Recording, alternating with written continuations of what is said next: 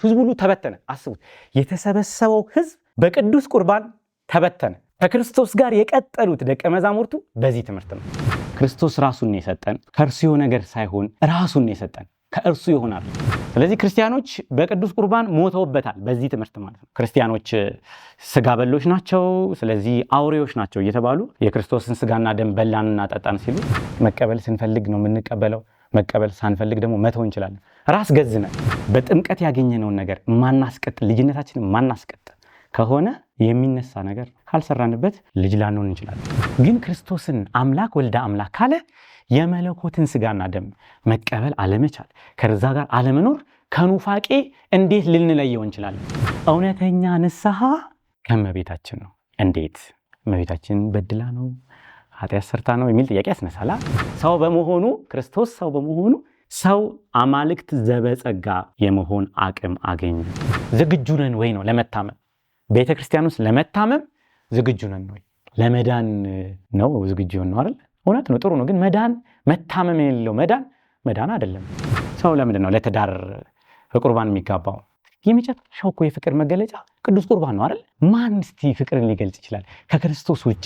ቅዱስ ዮሐንስ አፈወርቅ ወደ ቤተ ክርስቲያን ስትመጣ ይላል አንደኛ ቆሮንቶስ በተረጎመበት መልእክቱ ወንድሞችን ይዘና ቅዳሴ ሲመጣ እንደዛ እንመጣለን። ወንድሞችን ሰብሰብ ብለ ማለት ነው ወደ ቅዱስ ቁርባን በህብረት በአንድነት ና ይላል። እንደዛ ነው መመጣት ያለበት። ልዩነት በራሱ የሚጋጭ የሚከፋ የማይፈለግ ነገር አይደለም። ይህንን የተማርነው ከማን ነው? ከቅድስት ሥላሴ ነው። ልዩነት ወደ አንድነት የሚመጣ ህይወት ያለው ነገር ነው። በቤተክርስቲያናችን ትርጉም የሚቆርብ ሰውና በስነ ስርዓቱ የሚቆርብ ሰውና የማይቆርብ ሰው ሲሰራ፣ ሲማር፣ ሲኖር እንቅስቃሴ ሁሉ የሚያሳውቅ ነው። ምክንያቱም ህብረታዊ ነው፣ አንድነታዊ ነው። የምንሻውን አንድነት፣ ሰላም፣ ፍቅር፣ ህይወት ሁሉ ምንጩና መገኛው በክርስቶስ በቤተክርስቲያኑና በምስጢር ውስጥ ነው። ይሄን ነው ማወቅ ያለብን።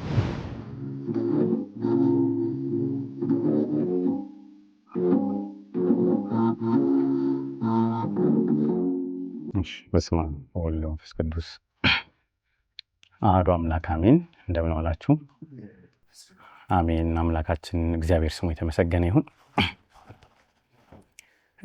እንግዲህ በርዕሱ እንዳያችሁት ስለ ቅዱስ ቁርባን እና በቅዱስ ቁርባን ስለሚመጣው የአንድነት ህይወት እንድንነጋገር ነው ዛሬ የተገናኘ ነው። ቤተክርስቲያናችን ስለ ቅዱስ ቁርባን እንዴት ነው የምታስተምረው? የቅዱስ ቁርባን ትምህርታችን ምን ይመስላል የሚለውን ነገር ዛሬ እናነሳለን። እንግዲህ ምንድነው የሚለው ርዕሱ እንዳያችሁት ከዚህ በፊት እንደተለጠፈው ቅዱስ ቁርባን በክርስቶስ አንድ የመሆን ታላቅ ምስጢር ነው አይደል የሚለው። እና በክርስቶስ አንድ መሆን ራሱ ምንድነው? እሱ አንድነት እንዴት ሊተረጎም ይችላል? ቅዱስ ቁርባንን እንዴት ነው የምንተረጉመው? የሚሉትን አንዳንድ ነገሮች እናነሳለን። እግዚአብሔር ከኛ ጋር ይሁን። እንግዲህ መጀመሪያ ስለ ቅዱስ ቁርባን ከማውራታችን በፊት ስለ አንድነት፣ ስለ እውነተኛ ስለሆነ አንድነት እንዴት ነው መወራት ያለበት? ወይም አንድነት ምንድነው እሱ ራሱ? ምክንያቱም አንድነትን በብዙ ሊባል ስለሚችል ከአንድነት ጋር በተያያዘ ስለ አንድነት ብዙ ይባላል። ለምሳሌ በአይዲዮሎጂ ኮሚኒስቶች ኮሚኒዝምን አንድነት ነው ይላሉ። በፊሎሶፊ፣ በሳይኮሎጂ፣ በተለያዩ ጉዳዮች ስለ አንድነት ይነሳል። እና የአንድነት ግን መሰረታዊ ትርጉም ከየት ነው የሚመጣው? አንድነት ማለት ራሱ ምንድን ነው እሱ የሚለውን ነገር ማየት አስፈላጊ ነው። እንግዲህ የአንድነት ትርጉም የሚነሳው ከቅድስት ሥላሴ ትምህርት ነው። በቅድስት ሥላሴ ያለውን አንድነት አይተን ነው ቤተክርስቲያን ስለ አንድነት ልታወራ የምትችለው። እንዲሁ ከመሬት ተነስቶ በሰማይ ያልተቆነጠጠ ሐሳብ አይደለም። አንዳንዴ ሰዎች ተጠራቅመው ስለ አንድነት ሊያወሩ ይችላሉ። ተሰባስበው አንድ ሁለት ሰው ተደማምሮ ስለ አንድነት ሊያወራ ይችላል። ግን ያ አንድነት ነው ወይ ማለት የሰዎች ጥርቅም፣ የሰዎች ስብስብ አንድነት የሚለውን ትርጉም ሊያመጣ ይችላል ወይ ነው ዋናው ጥያቄ። እንደዛ ሊሆን አይችልም። ቤተክርስቲያናችን የአንድነት የራሷ ትምህርት አላት። ይህንን ደግሞ ከቅድስት ሥላሴ የሚስጢር ትምህርት የሚስጥረ ስጋዌ ከዛ ደግሞ የሚስጥረ ሥላሴ ትምህርት አይተን ነው ስለ አንድነት የምናነሳው ማለት ነው። እንግዲህ በሚስጥረ ሥላሴ ውስጥ የአንድነት ህይወት አለ ማለት ምን ማለት ነው? እኛ ሥላሴን አንድም ሶስትም ናቸው ብለን እናምናለን አይደል? ስለዚህ የአንድነት ትምህርት ወይም አንድነት የሚለውን ሐሳብ ከየት ነው ልናገኘው የምንችለው? ከሚስጥረ ሥላሴ ነው። በሥላሴ ዘንድ ፍጹም የሆነ አንድነት አለ። ይሄንን አንድነት ከቅድስት ሥላሴ ተምረን እኛ ይሄንን አንድነት እንኖረዋለን። ይሄንን ያሳየን ጌታችን መድኃኒታችን ኢየሱስ ክርስቶስ በዮሐንስ ወንጌል ምዕራፍ 17 ላይ እስቲ እንየው። ጌታችን መድኃኒታችን ኢየሱስ ክርስቶስ በዮሐንስ ወንጌል ምዕራፍ 17 ላይ ይህንን ትርጓሜ ብዙ አባቶች ተርጉመውታል፣ አስተምረውበታል። ስለ እውነተኛ አንድነት ማለት ነው። ከላይ ከፍ ብዬ ከ16 ጀምሬ አነብላችኋለሁ።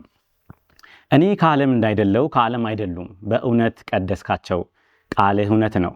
ወደ ዓለም እንደላከኝ እንዲሁ እኔ ወደ ዓለም ላኳቸው፣ እነርሱም ደግሞ በእውነት የተቀደሱ እንዲሆኑ እኔ ራሴን ስለ እነርሱ እቀድሳለሁ። ሁሉም አንድ የሆኑ ዘንድ ከቃላቸው የተነሳ በእኔ ስለሚያምኑ ደግሞ እንጂ ስለ እነዚህ ብቻ አልልምን? አንተ እንደላከኝ ዓለም ያምን ዘንድ አንተ አባት ሆይ በእኔ እንዳለህ እኔም በአንተ እነርሱም ደግሞ በእኛ አንድ የሆኑ ዘንድ እለምናለሁ። እኛም አንድ እንደሆን አንድ የሆኑ ዘንድ እኔም በእነርሱ አንተም በእኔ ስትሆን በአንድ ፍጹማን እንዲሆኑ የሰጠኸኝን ክብር እኔ ሰጥቻለሁ። እንዲሁም ዓለም አንተ እንደላከኝ በወደድከኝም መጠን እነርሱ እንደወደድካቸው ያውቃል። አባት ሆይ ዓለም ሳይፈጠር ስለወደድከኝ የሰጠኸኝን ክብሬን እያለ ይቀጥላል። አሁን ምንድነው እሱ ስለ አንድነት ሲወራ ከየት እንጀምራለን ነው። አሁን ለምሳሌ ቅድም እንዳልነው የተለያየ የሃይማኖት ዲኖሚኔሽን አለ። ስለ ሃይማኖት ስናወራ አንድነት ያነሳል። ፊሎሶፊ ላይ ስለ አንድነት ይነሳል። ሳይኮሎጂ ላይ ስለ አንድነት ይነሳል። ኮሚኒዝም ስለ አንድነት ያነሳል። ሁሉም ሶሻሊዝም እንዲህ እያለ ስለ አንድነት ይነሳል። ቤተክርስቲያናችን ግን አንድነትን እንዴት ብላ ታንሳው ነው? የአንድነት ትምህርቷ ምን ይመስላል ነው? ምክንያቱም ሌላው አንድ እንደሚለው እኛም አንድ እያልን ነው ካልን እዛ ጋር ነው ስህተት ያለው። አሁን በቅዱስ ቁርባን የሚመጣውን አንድነት የምናወራው ሌላው እንደሚለው አይደለም። እኛ የምንለው አንድነት ነው በሌላው ውስጥ የምናውቀውን አንድነት ሳይሆን ፍጹም የተለየ ምስጢራዊ የሆነውን አንድነት ነው፣ ከቅድስት ሥላሴ የተማርነውን። ስለዚህ ህይወታችንን የሚመራውን ትልቁን የአንድነት ምስጢር የቅድስት ሥላሴ የአንድነት ምስጢር ነው። በቅድስት ሥላሴ ውስጥ ያለውን አንድነት አይተን እኛም ደግሞ ይህንን የአንድነት ህይወት ለመኖር እንዘጋጃለን ማለት ነው። ይሄ ወሳኝ ነው። እንግዲህ የአንድነት ትምህርት የቅድስት ሥላሴ ነው ካልን በቅድስት ሥላሴ ውስጥ የአንድነት ትምህርት አለ ሲባል እንዴት ነው? ለምሳሌ በጸሎት ሃይማኖታችን በአንድ አምላክ እናምናለን እንላለን አይደል? ይሄ ሥላሴን ምስጢር የምንናገርበት ነው። ቅዳሴ ስንገባ አሃዱ አብ ቅዱስ ብለን ነው የምንገባው። አንዱ አብ ቅዱስ ነው፣ አንዱ ወልድ ቅዱስ ነው፣ አንዱ እያለን ነው የምንናገረው። የሚስጥረ ሥላሴ አንድነት በጣም ወሳኝ ነው። ተቆንጥጦ ለሚያድግ የክርስትና ህይወት ውስጥ ይሄንን ማንሳት ወሳኝ ነው። ምክንያቱም ዝም ብሎ ከመሬት ተነስቶ አንድነን እንደዚህ ነን ብንል ሊያዋጣ የሚችል አይደለም። እሺ እንግዲህ የሚስጥረ ሥላሴን አንድነት በስፋት ልንሄድ አንችልም። ጥቂት ግን ልናነሳ እንችላለን። ለምሳሌ አባቶቻችን የወንጌልን ትርጓሜ መቅድም በጻፉበት የመጀመሪያው መቅድም የክርስቶስን አንድነት ከባህሪ አባቱ ጋር ሲያስረዱ አካል ዘእም አካል ባህሪ ዘእም ባህሪ ነስቶ ከእርሱ ተወልዷል የሚለውን ትምህርት በስፋት ያስተምራሉ።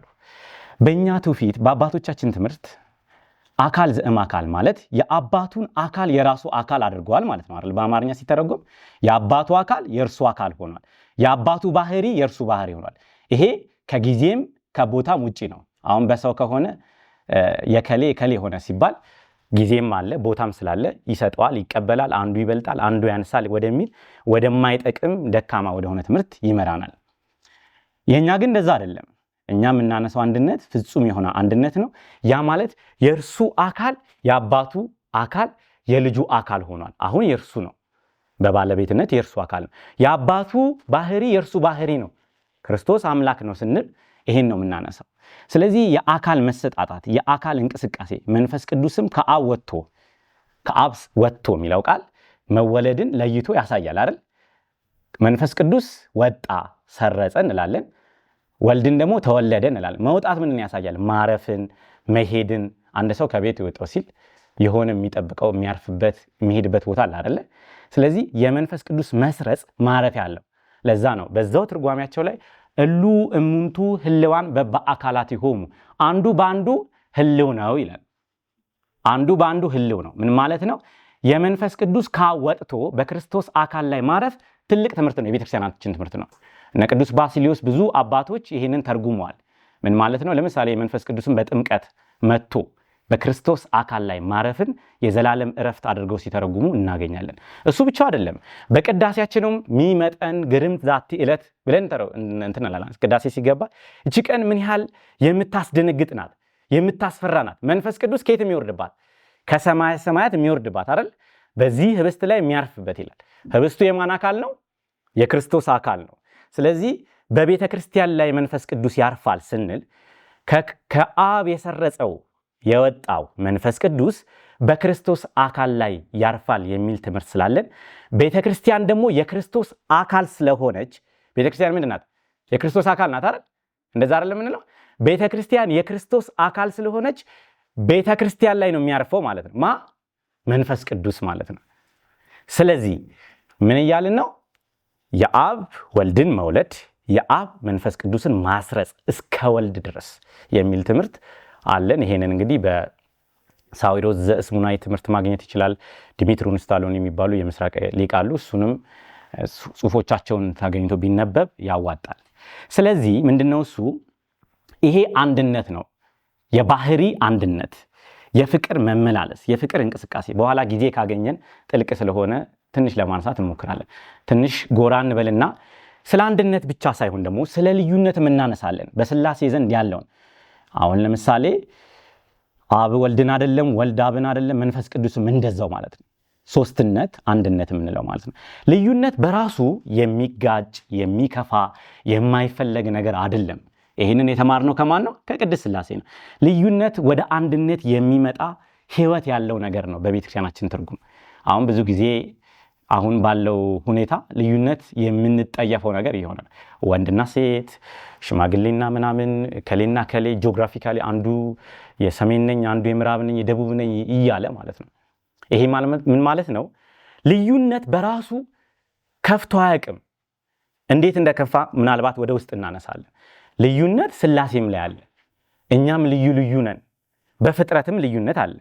የማይከፈል የማይነጠል የማይቆረጥ የማይበጠስ ልዩነት ማለት ነው። ስለዚህ በልዩነት ውስጥ የአብን ወላዲነት፣ የወልድን ተወላዲነት፣ የመንፈስ ቅዱስን ሰራጺነት፣ ይህ የበላይ ነው ይህ የበታች ነው የማያስብል ማለት ነው። እንደዚህ አይነት የማያስብል ልዩነት አለ በእኛ ቤተክርስቲያናችን። እንግዲህ ይሄ ፍጹም ድንቅ የሆነ ልዩነት ነው። እዚህ ውስጥ ልዩነት ውስጥ ልናስበው የሚገባው ነገር ምንድን ነው?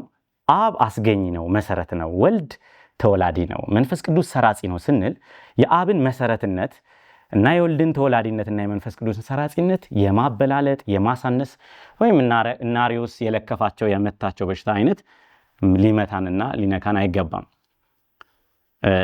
ይሄ ፍጹም የሆነ ሄራርኪ ወይም ቅዱሱ የሆነ ተዋረድ ልናውቀው ልንገነዘበው የሚገባው ነገር ነው።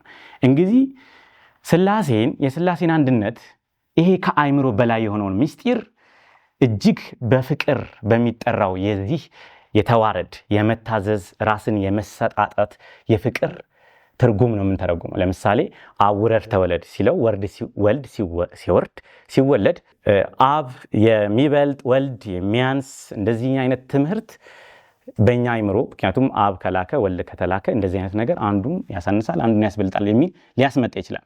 ግን እንደዚህ አይነት አይደለም። ይሄ ቅዱስ የሆነ ስርዓት። ይህንን ቅዱስ የሆነ ተዋረድን መረዳት ለምን ይጠቅማል? ለምሳሌ በትዳር ለሚኖር ለክህነት፣ ለምሳሌ ቄሱ፣ ዲያቆኑ፣ ጳጳሱ፣ ምዕመኑ ሄራርኪውን መጠበቅ አንዱን አያስበልጥም። በስላሴ ዘንድ ሄራርኪ አለ። አብ ወልድ መንፈስ ቅዱስ እንላለን። ወልድ አብ መንፈስ ቅዱስ ማለት አይቻልም። ትክክለኛ ትምህርት አይደለም። እንደውም አጌነስት ኢኖሜስ ላይ ማነሱ ባሲሊዮ ግሪጎሪ እንትን ይለዋል ኢኖሜስን፣ እንዴ ዝም ብለህ ከመሬት ተነስተ ወልድ መንፈስ ቅዱስ አብ ልትል ነው እንዴ?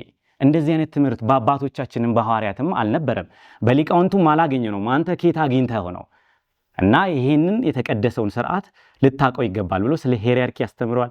ዲዮናሲየስ ወይም ዳይናሲየስ ዘአሪዮፓጋይት የሚባለውም ስለዚህ ስለ ቅዱስ ተዋረድ አስተምሯል። እሱ ሰፊ ትምህርት ስለሆነ ብዙ አናነሳውም። ብቻ ምንድነው በፍቅር የሚደረግ መገዛትን የማያካትት ማለት አንዱን መግዛት መብለጥ ማሳነስ የማያካትት ቅዱስ የሆነ ስርዓት ነው ይሄ የተዋረድ ስርዓት የሚባለው ማለት ነው። በስላሴ ዘንድ አለ፣ እግዚአብሔርም አስተምሮናል፣ በፍጥረትም ዘንድ አለ ይሄ ነገር ማለት በሚስጢራትም ዘንድ አለ። ለምሳሌ ጥምቀት፣ ሜሮን፣ ቁርባን፣ ክህነት ላይ ክህነት፣ ዲቁና፣ ቅስና፣ ጵጵስና አይደለ እና ይሄ ዲያቆኑ ሶስቱም ማገልገል ነው። ግን መቀዳደሙ መበላለጡን ግን አያሳይም። ይሄን በጥንቃቄ ማወቅ አለብን። ይሄን አለማወቅ ብዙ ነገር ስለሚያበላሽ ማለት አንዱን ገዢ አንዱን ተገዢ አንዱን የበላይ አንዱን የበታች ስለሚያደርግ ማለት። እሺ የስላሴ አንድነት ከአይምሮ በላይ የሆነ ምስጢር ነው። ልዩነትን የማያጠፋ በልዩነት የማይከፈል ልዩ አንድነት ነው። ይሄ ከቁጥር በላይ ነው። 1 2 3 ተብሎ እንደሚቆጠረው አይደለም። ይሄ ፍጹም የተለየ ትምህርት ነው። አሁን ሰባሊዮስ አንድ ገጽ ይላል። የሰባሊዮስ አንድ ገጽ አይነት አይደለም። የሰባሊዮስ አንድ ገጽ ሌላውን የማይፈልግ ሌላውን የማያፈቅር ወደ ሌላው የማይንቀሳቀስ ነው። የሰባሊዮስን የአንድ ገጽ ትምህርት የተማረ ሰው ወይም ያንን የሚቀበል ሰው ሌላ የሚባል የለም በህይወት ውስጥ። አሁን ይሄ ነው የሚጎዳው። በስላሴ ዘንድ ልዩነት አለ ካልን በፍጥረትም ዘንድ ልዩነት አለ። በኋላ እናያለን በፍጥረትም እንዴት እንዳለ። ስለዚህ በልዩነት ውስጥ ያለውን ውበት ማየት ካልቻልን ልንሆን የምንችለው ያ ወጥ የሆነውን የሰባሊዮስን የታመመ ትምህርት መቀበል ነው። ሰባሊዮስ አንድ ገጽ ነዋል። ይሄ ራስን ለማፍቀር ራስን ለመውደድ ለመሞት ብቻ ለመሞት እንደ አባቶቻችን አነጋገር ብቻውን የበላ ብቻውን ያው ቁልቁለቱን ይወርዳል ማለት ነው። እና የሰባሊዮስን ትምህርት አንቀበልም። የተሳሳተውን የአሪዮስንም የሰፖርዲኔሽን ወይም የመወራረድ አንዱን ዝቅ የማድረግ ትምህርት ፍጹም አናቀውም። የኛ ትምህርት አይደለም ይሄ። ምን ማለት ነው? አሪዮስ አብን የበላይ ወልድን የበታች የማድረግ መንፈስ ቅዱስንም እንደዛው የማድረግ ትምህርቱ ስላሴ ዘንድ ሄዶ በስላሴ ዘንድ ያለውን አንድነት የመክፈል የመቁረጥ ያህል ትምህርት ነው። ይሄንን አንቀበል። የስላሴ አንድነት ፍጹም ነው፣ ሚዛናዊ ነው፣ ከሰውኛ አመክንዮ በላይ ነው። ሰው ሊረዳው የሚችለው አለ፣ ከዛ ግን ከፍ ሊል እንደሚችል ማመን አለብን። ምን ማለት ነው? የሰባሊዮስና የአሪዮስን ትምህርት መቀበል በህይወታችንም ቢሆን አሁን ብዙዎቻችን በህይወታችን ውስጥ የነገረ መለኮት ጉዳይ ምን ያህል ነው እና ምን ያደርግልናል? አሁን አንድ ሲሆን እንዲህ ነው፣ 3 ሲሆን ደግሞ እንዲህ ነው፣ 1 ሲሆን እንዲህ ነው ማለት በቃ በእግዚአብሔር ማመን አይሻልም ወይ የሚል ሐሳብ ሊያነሳ ይችላል። እንደዛ ቢሆን አባቶቻችን ብዙ ባላስጨነቃቸው ነበር። እነ አትናቴዎስ፣ እነ ቄርሎስ፣ እነ ጎርጎሪዮስ፣ እነ ባሲሊዮስ ሁሉ የደከሙበት ህይወት ይሄ ነው። አትናቴዎስን ያሰደደ ሌሎችን እስከ ሞት ድረስ የታመኑበት ትምህርት ለምንድን ነው እንደዛ ነው? አንዳንዴ በማስተዋል ልናየው ይገባል። ፍትሐት ዘወልድ ሲደገም አይታችሁ ከሆነ የፍትሐት ዘወልድ ላይ በጣም የሚገርመኝ የብዙ ሊቃውንት ሳዊሮስ፣ ባሲሊዮስ፣ ጎርጎር ለንስሐ ስንገባ ማለት ቅዳሴም ላይ ፍትሐት ዘወልድ አለ። ብዙ ቅዱሳን ይጠራል። መጀመሪያ ሐዋርያትን፣ ከዛ ሊቃውንትን፣ ከዛ ማለት ይሄ ሐዋርያና አበውን፣ ከዛ ሊቃውንት ይጠራል። ባሲሊዮስ፣ ጎርጎሪዮስ፣ ቄርሎስ ለነሱ ያስተማርካቸውን ትምህርት ፍትሐት ዘወልድ የሚለው በኋላ ሳገኘው አነሳላቸዋል። ይሄ የሚያሳየው ምንድነው? ሃይማኖታዊ የሆነ ዶክትሪንን በአግባቡ አለመረዳት ህይወታችንን ይቃኘዋል ማለት ነው። ሰባሊዮስን ብናየው አፍቃሪ ርዕሱ ነው፣ ራሱን የሚወድ ነው። አሪዮስን ብናይ ምንም ስለ አንድነት ያልገባውና የተበላሸ ያመመው ህይወት ነው የምናገኘው። ስለዚህ በህይወታችን ውስጥ ስለ አንድነት ከምስጢረ ስላሴ አውቀነው የምንኖረው ህይወትና እኛንም የሚቃኘን ህይወት መሆኑን ማወቅ አለብን። እንግዲህ ሰው ለአንድነት የተፈጠረ ነው። ምስኪኑ ሰው ለአንድነት የተፈጠረ ነው። ነገር ግን እንደምናውቀው የተሰበረ ሆኗል። የሰው ልጅ ለአንድነት የተፈጠረ ነው። ወይም ታናሹ ዓለም ወይም ለአንድነት የተጠራው ሰው ወይም መክብበ ኩሉ ፍጥረት የሚባለው ፍጥረት ሁሉ የሚሰበሰብበት የሰው ልጅ ለአንድነት የተጠራ ነው። አንድነቱ እንግዲህ ፍጥረቱ በእግዚአብሔር መልክና አምሳል የተፈጠረ ስለሆነ ዘፍጥረት 1:26 ማየት ነው። የስላሴን አንድነት ፍቅር እንዲያንጸባርቅ ነው የተጠራው። ምን ማለት ነው? የሰው ልጅ እንዳየነው ቅድም እኛ አንድ እንደሆን አንድነትን ያውቁ ዘንድ እንዳለ ጌታ በክርስቶስ አንድነትን ስለሰማን ሚስጥረ ሥላሴ በክርስቶስ ስለተገለጠልን አሁን ደግሞ ማለት ነው በፍጹም ስለዚህ በእግዚአብሔር መልክና አምሳል የተፈጠረው የሰው ልጅ አኗኗሩ አንድ እንዲሆን ነው እንግዲህ በቅዱስ ቁርባን ስለሚገኘው የአንድነት ህይወት አይደለም እናወራው ስለዚህ የሰው ልጅ እግዚአብሔርን ይመስላል ሲባል የአንድነትን ህይወት እያንጸባረቀ እየገለጠ እያስተማረ ይኖራል ማለት ነው ዓላማው ከእግዚአብሔር ከራስ ከሌሎች ከፍጥረታት ጋር በአንድነት መኖር ነው የሰው ልጅ ፍጥረቱም እንደዛ ነው የመዋሃድ ተልእኮ ነበረው ፍጥረትን እንግዲህ ፍጥረት ረቂቁን ከግዙፉ ጋር ሰማዩን ከምድሩ ጋር በራሱ አዋሃዶ በእግዚአብሔር ኃይል ማቀራረብን የሚያቅ ተደርጎ ነበር የተፈጠረው የሰው ልጅ ማለት ነው ግን ውድቀት መጣና የመከፋፈል መጀመሪያ ሆነ ማለት ነው ተመልከቱ ልዩነት አለ ልዩነት ማክሲመስ ዘ ኮንፌሰር ወይ ማክሲመስ ምንድነው ማክሲሚያኖ ዘናዛዚ ነው የሚባለው በእኛ ትውፊት ከፍሏል በእግዚአብሔርና በፍጥረት ማለት በምንድነው እሱ በእግዚአብሔርና በፍጥረት ደግሞ በግዙፉና በረቂቁ በግዙፉም ደግሞ ሰማይና ምድር በምድርም ደግሞ ወንድና ሴት እያለ ከፍሎ አስቀምጦታል እነዚህ ስምም ነበሩ ምክንያቱም እግዚአብሔርን የሚመስለው የሰው ልጅ እነዚህን አንድ አድርጎ አስማምቶ የመኖር ጸጋ ተሰጥቶታል ግን ውድቀት መጣና የማይስማሙ የሚጋጩ ምድር እንኳን ለሰው ልጅ የማትታዘዝ ሆነች ማለት ነው እና ምድር እሾህና አሜኬላ የምታበቅል ሰማዩም ላይን የሚበጸብጽ ከፍጥረት ጋር ያለን አኗኗር እጅግ አስቸጋሪ ሆኖ ነበር እንግዲህ ውድቀት የመከፋፈል መጀመሪያ ነው የተሰበረው አንድነታችን የውድቀት ውጤት ነው የሰው ምርጫ ወደ እግዚአብሔር ከመጓዝ ይልቅ ከራሱ ጋር መጓዝን ከእርሱ ህይወት ከሆነው ከእግዚአብሔር መራቅን መረጠ እና እግዚአብሔር ሰው እግዚአብሔርን ትቶ ሲሄድ እግዚአብሔርን ሰውን ተከተለ አዳምን ያየነው እሱ ማለት መጀመሪያ አንድነቱ መፈታት የጀመረው ከእግዚአብሔር ነው ከዛ ከፍጥረት ጋር መፋታት ጀመርን ስለዚህ እግዚአብሔርን ትተን ስንወጣ እግዚአብሔር ደግሞ ወዴት ትሄዳላችሁ የሚል ጥያቄ ያቀረበ እግዚአብሔር ይህንን ጥያቄ ሲያቀርብ ኖሯል ለዛ ነው የቅዳሴ ማርያም ላይ እግዚአብሔር ሰሜኑን ደቡቡን ምስራቁን ምዕራቡን አየ አሻተተ እንዳንቻል አላገኘም ይሄ የሚያሳየው ምንድነው እመቤታችን እስክትመጣ ድረስ እግዚአብሔር ማረፊያ ለርሱ ፈቃዱን የሚመልስ ፍጥረት ሲፈልግ ነበር አልሆነም ስለዚህ የሰው ምርጫ ወደ እግዚአብሔር ከመጓዝ ይልቅ ከራሱ ጋር እና ህይወት ከሆነው ከእርሱ መራቅን ሲመርጥ ውጤቱ ከእግዚአብሔር መለየት በሁሉም ግንኙነት ከፈጣሪ ከራስም ከሌሎችም ከፍጥረታት ሁሉ መከፋፈልና ግጭትን ፈጠረ ማለት ነው ግጭት ተፈጠረ ስለዚህ ወንድና ሴት አይስማማም ሴቶች በእናንተ በደል ነው አይሁድም እንደዚህ አይነት ልማድ አላቸው በእናንተ በደል ነው የወደቅ ነው ምድርም እሾህና አሜኬላ ማለት ፍጥረትም አልታዘዝም ማለት ስለዚህ ውጤቱ እጅግ አስከፊ ነበረ ለዚህ ውጤት ግን መድኃኒት የሚሆን ምንድነው ያለ እንደሆነ ሚስጥረ ሥጋዌ ነው የአምላካችን የመድኃኒታችን የኢየሱስ ክርስቶስ ሰው መሆን ማለት ነው እንግዲህ ክርስቶስ አምላካችን አማኑኤል እግዚአብሔር ከኛ ጋር ነው የተባለለት የተዋህዶን የአንድነት መመለሻ ሰጠን ማለት ነው የእግዚአብሔር ፍቅር መፍትሄ ይሄ ነው ሰው አምላክ ሆነ አምላክ ደግሞ ሰው ሆነ ማለት ነው አይደል አትናቴዎስ እንዳለው ስለዚህ አምላክ ሰው ሆነ ቀረበን እኛ ስንርቅ ስንተው ከሱ ስንሰደድ እየተከተለ ከኛ ወገን የመመኪያችን ዘውድ ያልናት እመቤታችን ፈቃድ ሰታ ለፍጥረት ሁሉ የፈቃዳችን መልስ በእርሷ ይሁን በሚለው አምላክ ሰው ሆነ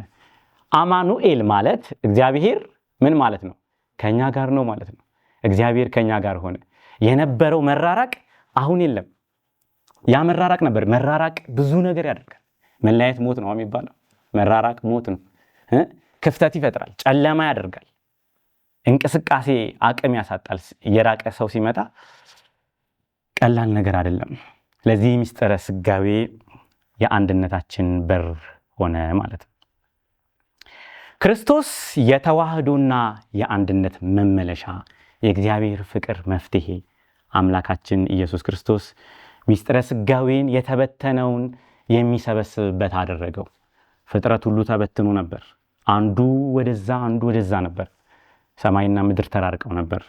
አንዱም ከአንዱም ጋር ሚስማማ አልነበረም። ክርስቶስ ግን በልደቱ ፍጥረቱን ሁሉ ሰበሰበ።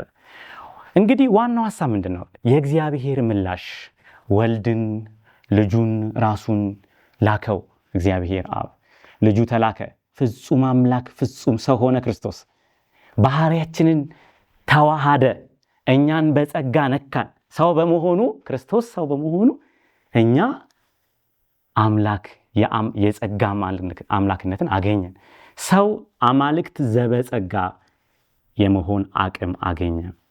ተዋህዶ መለኮትና ትስብእት ያለመቀላቀል፣ ያለመለወጥ፣ ያለመለያየት፣ ያለመከፈል ፍጹም ተዋህዶ አንድ አካል አንድ ባህሪ ሆነ ማለት ነው።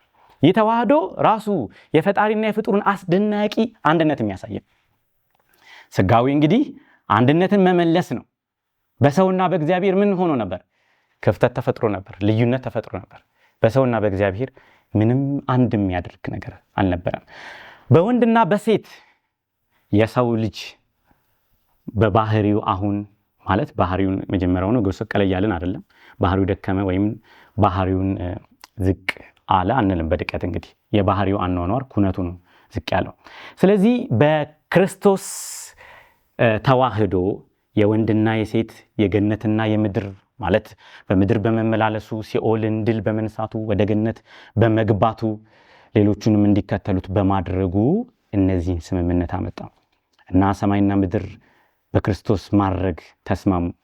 ረቂቅና ግዙፉ የማይታየው አምላክ የሚታየውን ሰው አየው ማለት ነው። ከሁሉ በላይ የሆነው ፍጡሩና ፈጣሪ በራሱ በፍጹም በተዋህዶ ከበረ ማለት ነው። እናኛ በክርስቶስ ስጋዌ ያገኘነው ነገር ቀላል ነገር አይደለም። ሚስጥረ ስጋዌ ኑሯችን ነው። እንግዲህ የስጋዌ ግቡ አምላክን መምሰል ነው። አምላክን መምሰል ወይም ቴዎሲስ የሚለው የነገረ መለኮት ቃል ማለት ነው። አምላክ ሰው ሆነ፣ አምላክ ሰው ሆነ፣ ሰው አምላክ ሆነ ቅዱስ አትናቴዎስ እንዳለው ማለት ነው። እንግዲህ ክርስቶስ በባህሪያችን የተዋሃደው እኛን በጸጋ የአምላክነት ሕይወትን እንድንለምደው ነው። የመለኮት ተካፋዮች ናችሁ እንዳለው አንደኛ ጴጥሮስ 3 ላይ። ስለዚህ የክርስትና ሕይወት እርሱ ሰውነታችንን ስለነካው ሰው ስለነካው ስል ደግሞ ውህደቱን እየረሳው አይደለም። እኛ የመለኮት ተካፋዮች እንድንሆን በር ከፈተልን። እናም ሁለተኛ ጴጥሮስ 1:4 ላይ ነው የምናገኘው። በዚህ እኛ የመለኮት ተካፋዮች እንድንሆን አቅም አገኘን ማለት ነው። አሁን መለያየት የለም። አሁን ሞት የለም። ሞት ሕይወት ነው ለኛ። በክርስቶስ የተገኘው አንድነት የአንድነት መኖር ማለት ነው። ሚስጥረ ቁርባን የአንድነት መንገድ ነው። የሚስጥረ ቁርባን አመሰራረትና ትርጉሙን እስቲ እንይ። ሚስጥረ ቁርባን የስጋዊ ሚስጥር ቀጣይነት የህብረታችን ማዕከል ነው። ሚስጥረ ቁርባን የስጋዊ ሚስጥር ቀጣይነት ቅዱስ ቄርሎስ የዮሐንስ ወንጌል ምዕራፍ 6ን በተረጎመበት ተርጓሚው ላይ ሚስጥረ ቁርባን የስጋዊ ምስጢር ቀጣይነት የህብረታችን ማዕከል ነው ይላል። ስጋዊን ምንኖረው ሚስጥረ ስጋዊ የሚኖር ነው። በቤተክርስቲያን ውስጥ የሚጸለይ የምንናገረው ክርስቶስ በአካል በቤተ መቅደሳችን የምናየው ነው። ስጋዊን የምንኖረው ነው። በቁርባን ነው ይሄ ደግሞ የምንናገረው። ስለ ቁርባን ስናወራ ስለ ስጋዊ እያወራን ነው ማለት ነው። መስራቹ ጌታችን መድኃኒታችን ኢየሱስ ክርስቶስ በዕለተ ሐሙስ ስርዓቱን ሰርቶታል። እንግዲህ ከዚህ በፊት በዮሐንስ ወንጌል ምዕራፍ 6 ላይ እጅግ ሰፊ የሆነ ትምህርት አስተምሯል። ታውቃላችሁ። ወደ ተራራው ወስዶ ህብስት ካበረከተ ምን ካለ በኋላ ጌታችን መድኃኒታችን ኢየሱስ ክርስቶስን ህዝቡ ሁሉ ህብስት ስለበላ ስላጠገባቸው ክርስቶስን ፈልገውት ነበር እና ኋላ እሱ ሸሻቸው ለሆዳቸው ስለሆነ ማለት ነው። ያደረገውንም ተአምር ስላላዩ እና ስለ ሆዳችሁ ነው አይደል የምትከተሉኝ አላቸው። ሆዳችሁን ፈልጋችሁ ነው አይደል የምትከተሉኝ? ስለ ሆዳችሁ ነው አላቸው። ታዲያ ምን ታደርግልናለህ? ከሆድ ውጪ እስራኤልም መና ወርዶላቸዋል በልተዋል እና ጉዳዩ ሆድ ነው። ታዲያ ምን ሌላ ነገር አለ አላቸው። ደግሞ እስራኤልስ ደግሞ ምግብም ቢሆን እኮ ከሰማይ ምግብ ወርዶልናል እናንተ ምን የተለየ ነገር ሰርተ ነው አሉት። ከዛ ክርስቶስ እንዴ ከሰማይ ወረደላችሁ መና ሙሴ ነው እንዴ ሰጣችሁ? ሲጀመር መናውን እኮ የሰጣችሁ አባቴ ነው አላቸው። ደሞም ከሰማይ ወረደውንስ መና ብትበሉ አባቶቻችሁ ያንን መና በሉ ሞቱ አይደል እንዴ አላቸው። መቼ ህይወት ሆናቸው? እኔ የምሰጣችሁ መብል ግን ህይወት የሚሆን ነው አላቸው። ዮሐንስ ወንጌል ምዕራፍ 6 ላይ ህይወት የሆነ ነው ምን የምሰጣችሁ መብል። የዚህ ጊዜ አይሁድ ምን አሉ? አጉረመረሙ። መጽሐፍ እንደውም ዮሐንስ ወንጌል ምንድነው ደቀ መዛሙርቱ ማለት የተከተሉትን ነው። ደቀ መዛሙርት አጉረመረሙ ማለት በቅዱስ ቁርባን ማለት ነው። እሱ ህይወት ስለሆነ እርሱ የሚሰጠው ህይወት ይሄ ስጋውና ደሙ መሆኑን ሲነግር አጉረመረሙ እና ጌታ ወደ ደቀ መዛሙርቱ ዞሮ እናንተስ እንዴት ነው ልትሄዱ ትወዳላችሁ? ህዝቡ ሁሉ ተበተነ። አስቡት፣ የተሰበሰበው ህዝብ በቅዱስ ቁርባን ተበተነ። ከክርስቶስ ጋር የቀጠሉት ደቀ መዛሙርቱ በዚህ ትምህርት ነው፣ በዚህ በቅዱስ ቁርባን ትምህርት። ከዛ ጌታ ወደ ደቀ መዛሙርቱ ዞሮ እናንተስ ልትሄዱ ትወዳላችሁ ማለት ነው። እናንተ ትሄዳላችሁ ማለት ስጋዬን የበላ ደሜን የጠጣ የዘላለም ህይወት አለው ከማለት ምን ሊያደርገው ይችላል? ይሄ ትልቁ ምስጢር ነው። እንዘቃለ ህይወት ብከ ሀበመኑ ነሐውር፣ የህይወት ቃል አንተ አለህ እኛ ካንተ ወዴት እንሄዳለን አለ። ይሄን ቃል አንድ ላይ እንበለው እስቲ፣ በጣም ደስ። አንተ የህይወት ቃል አለ ካንተ ወዲያ ወዴት እንሄዳለን? አዎ እስቲ እግዚአብሔር ይርዳንና ከሱ የማንሄድበትን አቅም ይስጠን። እሺ እና ምንድነው እሱ? በቅዱስ ቁርባን ህይወት ወይም ከቅዱስ ቁርባን ህይወት ውስጥ የምናየው ትልቁ ነገር አንዱ ከክርስቶስ ጋር መኖር ነው። አንዳንዶቹን ይሄው አስቀራቸው፣ ከክርስቶስ ጋር መቀጠላቸው። የቀጠሉት ቀጥለዋል እና እዛው ዮሐንስ ወንጌል ላይ ሌላው ግን እንደማይቀጥል ጠቁሞ ነው ያለፈው። ከዛ በኋላ በማቴዎስ ወንጌል፣ በማርቆስ ወንጌል፣ በሉቃስ ወንጌል እና በተለያዩ በማቴዎስ 26፣ ማርቆስ 14፣ ሉቃስ 22፣ አንደኛ ቆሮንቶስ 11 እነዚህ ሁሉ ስለ ክርስቶስ እንዴት የማዕዱን ስርዓት እንደሰራ የሚያስተምር ጌታችን በዛች በተወደደችና በአማረች ቀን የጌታ ቀን በዕለተ ሐሙስ ማለት ነው የቁርባን ስነ መለኮታዊ ጥልቀት ያለውን ነገር አስተማረን። የጌታ ትምህርት እንግዲህ ዮሐንስ ወንጌል ምዕራፍ 6 ቅድም አንስተነዋል። ስጋዬን የሚበላ ደሜን የሚጠጣ የዘላለም ህይወት አለው። ይሄ ምግብ መጠጥ እናንተ አባቶቻችሁ በመና ከሰማይ ወርዶላቸው በበረሃ እንደበሉት መና አይደለም፣ ይሄ የህይወት መብል ነው ብሎ አስተማራቸው። የዘላለም የህይወት ምንጭ ክርስቶስ ራሱ እንደሆነ እንዴት ነው አንተ አባትህን እናትህን እናውቃለን፣ ሰው ነህ፣ ሰው በልተን ሰው ጠጥተን እንዴት ይሆናል? ደሞ ቢሆንስ የሰው መብል የሰው ስጋ ቢበሉት አይስማማም። እኔ አንዳንዴ ይገርመኛል በነገራችን ላይ ማለት እንደዛስ እንዴት አሰቡት? ማለት እንደው የሰው ስጋ እኮ እንደው ቢቀምሱትም አይሁን ደሞ አንተ አንድ ነህ ለስንታችን ይበቃናል ያሉት ሐሳብ የሩቅ ብእሲ ነው ካሉ እስከዛ ድረስ ያስገፋን ማለት ነው። ብዙ ጊዜ አይምሮ ይጠይቃል። እስቲ ዳታ ታግዙ ይችላልላችሁ በኋላ በውይይት ላይ እና ያ በጣም ያግሮመረሙት የሩቅ ብእሲ ወይም የተራሰው ስጋ ነው እና የተራሰው ስጋ ደግሞ ቢበሉት ህመም ነው የሚሆነው። ስለዚህ አይሆንም ይሄንማ አናደርግም ብለው ነው ተተውት ሄዱት። ደቀ መዛሙርቱ ግን እምነት ስለነበራቸው ትምህርቱን ተቀብለው ከእርሱ ጋር ጸኑ። ቁም ነገሩ ቁርባን ቀላል ወይም ምሳሌያዊ ነገር አይደለም፣ ከባድና እውነተኛ ምስጢር ነው። ምክንያቱም ደቀ መዝሙር የሚያስብል ከክርስቶስ ጋር የሚያስቀጥል ትምህርት ነው የቅዱስ ቁርባን ህይወት። ቅዱስ ቁርባን ስነ መለኮታዊ ጥልቀት ያለው የአበው ማብራሪያ ያለው ጉዳይ ነው። ለምሳሌ ጌታችን መድኃኒታችን ኢየሱስ ክርስቶስ በዮሐንስ ወንጌል ላይ እንደነገረን እኔ በእርሱ እርሱም በእኔ ይኖራል። ይሄ ዮሐንስ ደስታውን ያነሳ ነው ማለት ስጋዬን የሚበላ ደሜን የሚጠጣ እኔ በእርሱ እርሱም በእኔ ይኖራል። እኔ በእርሱ እኖራለሁ እርሱም ደግሞ በእኔ ይኖራል። በእርሱ በክርስቶስ መኖር ማለት የክርስቲያኖች ህይወት ሁሉ በክርስቶስ መኖር ነው። ሁሉ ነገር የሚታየው እንቅስቃሴ ሁሉ በክርስቶስ ነው። ስለዚህ በክርስቶስ መኖር በጣም ድንቅ ነው እና እርሱም በእኔ ይኖራል፣ በእኔ በክርስቶስ ይኖራል ማለት ነው። ይሄ የጋራ መኖር ከእግዚአብሔር ጋር መኖር ማለት ነው። እግዚአብሔር በእኛ እኛ ደግሞ በእግዚአብሔር መኖር፣ በክርስቶስ መኖር። በክርስቶስ አድርገን ማህበረ ሥላሴ አንተም ይላል የመልካ ምንድን ነበር መልካ ቁርባን እና አባላተ ክርስቶስ ሆነን በክርስቶስ አካል ገብተን የሥላሴ ማህበር የምንሆንበት ነው።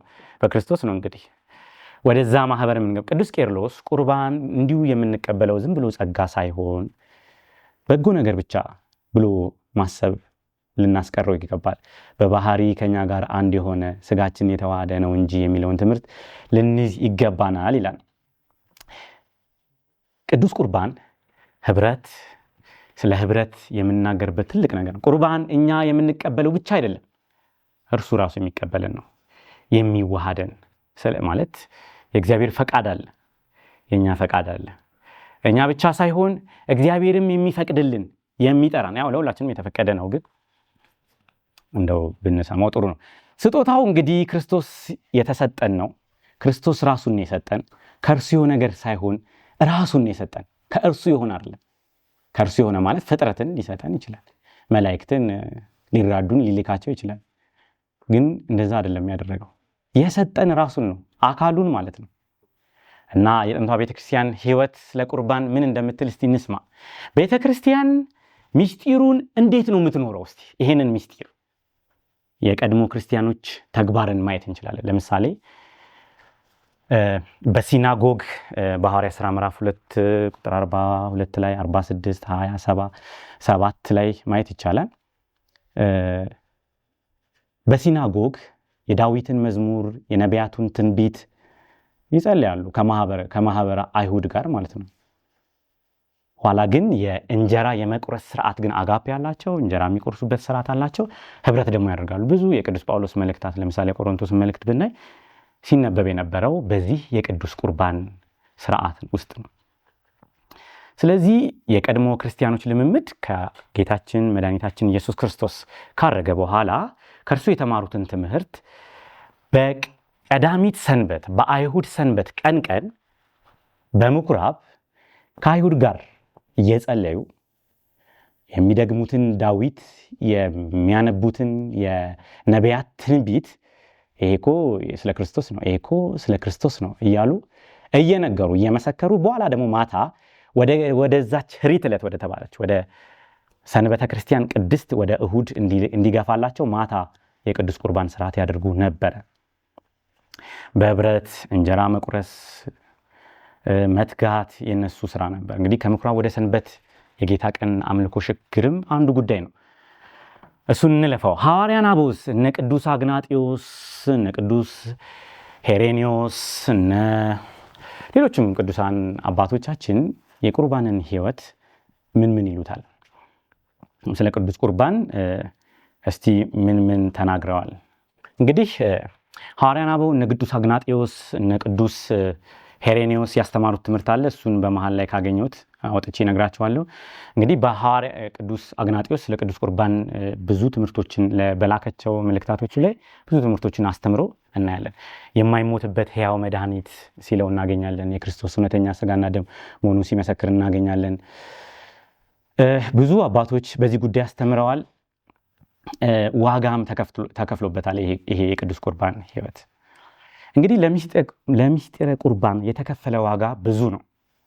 በሚስጥረ ቁርባን ምክንያት የመጣው ስደት በጣም ብዙ ነው። ለምሳሌ ጀስቲን ማርተር የሚባል ወይም ዮስጢኖስ ሰማዕት ይሉታል የኛ አባቶች የኢትዮጵያን ሊቃውንት።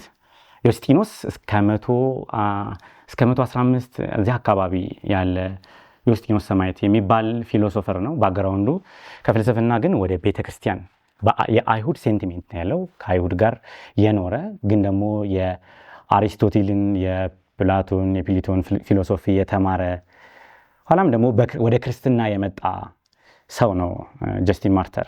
እና እርሱ በነበረበት ጊዜ የነበረው የሮማ ንጉስ ክርስቲያኖችን በማሳደድ ክርስቲያኖች የሚታሙበት አለ። ካኒባሊስቶች ናቸው፣ ስጋ በሎች ናቸውና ስጋ በሎች ስለሆኑ ልናሳድዳቸው ልንገላቸው ይገባል የሚል አቋም ነበራቸው። እና በዘመኑ የነበረው ንጉስ ፊሎሶፈር ነው፣ የፊሎሶፊክ ባክግራውንድ አለው። ስለዚህ አንተ እውነትን የምታቅነ ጥበብን የምታቅነ እና ክርስቲያኖችን መፈተሽ ትችላለህ፣ ህይወታቸውን ማየት ትችላለህ። ክርስቲያኖች እንደሚባሉት ካኒባሊስቶች ናቸው፣ ስጋ ይበላሉ። ለምን ጥበብን የምትፈትሽ ልብህ ለምንድን ነው ክርስቲያኖችን ማትፈትሻቸው? ይሄ ፓራፍሬዝ አድርጌው ነው እንጂ ቃል በቃል አይደለም። እና ምንድነው እሱ? አንተ ፊሎሶፈር ከሆንክ ፈላስፋ ከሆንክ ክርስቲያኖች እውነት አላቸው። እውነታቸው ቅዱስ ቁርባኑ ነው፣ እርሱ ነው። ስለዚህ ለምንድነው የማትፈትሸው የማታየው? ለምንድነው ክርስቲያኖች በስጋ በልነት እየተወነጀሉ የሚሞቱት የሚል የመጀመሪያው መልእክት የላከበት ነው። ስለዚህ ክርስቲያኖች በቅዱስ ቁርባን ሞተውበታል። በዚህ ትምህርት ማለት ነው ክርስቲያኖች ስጋ በሎች ናቸው፣ ስለዚህ አውሬዎች ናቸው እየተባሉ የክርስቶስን ስጋና ደም በላንና ጠጣን ሲሉ አውሬዎች ናቸው እየተባሉ ሲነቀፉበት የነበረ ነው። እና እንዲህ ቀላል አይደለም፣ ዋጋ ተከፍሎበታል። ቤተክርስቲያን ዋጋ ከፍላበታለች። እንግዲህ ታሪካዊውን ክብደት ማወቅ አለብን። ከዚህ ጋር በተያያዘ እንግዲህ አንድነት በቤተክርስቲያን ውጤቱና ጥሪው አንድነት እንዴት ነው? በቤተክርስቲያን ውስጥ ምንድነው ቤተክርስቲያን ስለ አንድነት የምትለን? እንዴት ነው ስለ አንድነት ቤተክርስቲያን ውስጥ መስማት ያለብን? አንድነትን ምንድነው አንድነት ለኛ? ቤተክርስቲያን የክርስቶስ አካል ናት። ይሄ ወሳኝ ነገር ነው። ለምሳሌ እኔ ሰንበት ትምህርት ቤት ስማር ቤተክርስቲያን ህንጻ ቤተክርስቲያን ነው፣ የምዕመናን ስብስብ ቤተክርስቲያን ነው፣ የህዝቡ ስብስብ ማለት ነው የሚል ትምህርት አለን። በእውነት ግን ትክክለኛ የቤተክርስቲያን ትርጉም ህንጻው ስብስቡ ነው ወይስ ምንድነው? ህንጻው በራሱ ቤተክርስቲያን የሚለውን ትርጉም የቤተክርስቲያን ውስጥ ልንከተው የምንችለው ነገር ይሆናል። ግን ቤተክርስቲያን የሚለውን ትርጉም በስነ ስርዓቱ የሚይዝልን የክርስቶስ አካል የሚለው ነው። እውነተኛው አንድነት የክርስቶስ አካል መሆን ነው። እውነተኛ አንድነት ወደዚህ የክርስቶስ አካል መምጣት ነው። ቤተክርስቲያን የሰዎች ስብስብ ብቻ አይደለችም። ቤተክርስቲያን የሰዎች ስብስብ አይደለችም፣ የክርስቶስ አካል ናት። እውነት ነው፣ ሰዎች ይሰበሰቡና ወደ አባላተ ክርስቶስ፣ አሁንም ቅዱስ ቁርባን ላይ መልካ ቁርባን አባላተ ክርስቶስ ይኩኑ ይላል። የክርስቶስ አባል እንሆናለን፣ የክርስቶስ አካል ይሆናል ሰው። ግን የተጠራቀም ነው ማለት በሚስጢራት ልጅነት አግኝተናል፣ የቆረብንበት ጊዜ አለ። ግን እሱ ብቻ እኛን የቤተ ክርስቲያን አካል ያደርገናል ወይ ነው? አበበን ከበደን ሌላም ደግሞ ሰው ነኪሩቤልን ጨምሮ ቤተ ክርስቲያን የሚል ትርጉም መስጠት እንችላለን ነው። እኛ ስለ ተደምረን ማለት ነው። ልንሰጥም ላንሰጥም እንችላለን። ይሄ የቅዳሴያችንን መግቢያ ማየት ነው። ቅዳሴ ብዙ ጊዜ ቄስም ቢሆን ዲያቆንም ቢሆን ያንብበው ይላል። በጣም ደስ የሚል ካህኑ ወደ ቅዳሴው ከመግባቱ በፊት ለህዝቡ የሚነበብ ቄስም ቢሆን ዲያቆንም በግድ ያንብበው ነው የሚለው። እንደውም ይገርመኛል። በግድ ያንብበው ተብሎ ጭራሽ አናነቡ። በግድ ያንብበው ነው የሚለው። በግድ ያንብበው ምንድነው? ካህኑ ስላንተ ሲጸልይ፣ ስላንተ ህዝቡም ሲጸልይ ጎንበስ ብሎ፣ አንተ ግን ከአንድ ሀገር ወደ አንድ ሀገር ትሄዳለህ። መራዊ ሰማያዊ ክርስቶስ ወደ አንተ መጥቶ፣ አንተ ግን ከአንድ ሀገር ማለት ከቤተክርስቲያን ወጥተሃል ማለት። ቤተክርስቲያን ሀገር አይደለችም ማለት ነው፣ መኖሪያ አይደለችም፣ ወጥተሃል። እና ቤተክርስቲያን ደግሞ ያው ታስወጣለች ማለት ፊዚካሊ እንትን ፕሬዘንሳችንን ታስወጣለች ማለት ነው። ውጡ በቃ አልበቃችሁ እያለች ነው የምታስወጣው። እንደዛ አይደለም፣ ታስወጣለች ማለት በሚስጥር ያለን ማለት ነው። እና እኛ ስላለን እና በአካል ስለተገኘን ቤተክርስቲያን ሊያንባል እንችላለን። እግዚአብሔር ነው የሚያቆስ ነው። እንግዲህ ቤተክርስቲያን እንዲሁ ጥርቅም አይደለች የሚለውን ነገር ወይም ዝም ብሎ ስብስብ አይደለች የሚለውን ነገር ብናየው የሚያዋጣ ይሆናል። እኛ የዚያ አካል ብልቶች ወይም አባላተ ክርስቶስ ነን። ይሄ መልካ ቁርባን ላይ የምናገኘው ይህ አባልነት በጥምቀት ተጀምሮ በቅዱስ ቁርባን በቅድስናውን ህይወት የሚጸና ነው። እውነት ነው። በጥምቀት ልጅነትን አግኝተናል። ልጅነት ግን የሚንቀሳቀስ ነው። በቃ አንዴ ልጅ ናችሁ አባትም ልጅ አይደለም የሚልበት ጊዜ አለ እኮ አይደል እንዴ? ልጅነቱ እንደውም በእኛ ባህል አባትነት እምነት ነው ይባላል። ተስማማላችሁ? ተስማማላችሁ? አባትነት እሺ። ለማንኛውም እንዲሁ እንኳን አባት ልጅ አይደለህም ማለት ይችላል። እንዲሁ ዝም ባዮሎጂካሊ ስለወለደው ብቻ አባት ሊሆን አይችልም። ስለዚህ እኛ በቤተ ክርስቲያን ልጅነት አግኝተን የቤተ ክርስቲያን ልጆች ሆነን በጥምቀት ያገኘነውን ነገር ማናስቀጥል ልጅነታችንን ማናስቀጥል ከሆነ የሚነሳ ነገር ነው ማለት ቢነሳ ማለት ካልሰራንበት ልጅ ላንሆን እንችላለን። ከቤት ልንወጣ እንችላለን። ከህብረቱ ልንወጣ እንችላለን ማለት ነው። ስለዚህ ይህ የአባልነት ነገር በጥምቀት ተጀምሮ በቅዱስ ቁርባን ማለት አባላተ ክርስቶስ በመሆን በንጽህና ህይወት በሚደረገው ህይወት ውስጥ መመላለስን ይጠይቃል ማለት ነው። አለበለዚያ መነጠል፣ መከፈል፣ መውጣት ከቤተ ክርስቲያን ሊኖር ይችላል ማለት ነው። እንግዲህ እስቲ አንድነት ጥሪ የሆነውን የቤተ ክርስቲያናችንን ድምፅ እንስማ። ሰላም ለኩልክሙ የሚለው እኔ ይሄን መርጫለሁ። እስቲ ሰላም ለኩልክሙ ሰላም ለእናንተ ይሁን ይላል ካህኑ በቅዳሴ ላይ እና ምን ማለት ነው? ሰላም ለእናንተ ይሁን ማለት ምንድን ነው የሚያሳየን? እሺ ወደ ቅዱሱ ህብረት የሚደረግ ጥሪ ነው ይሄ።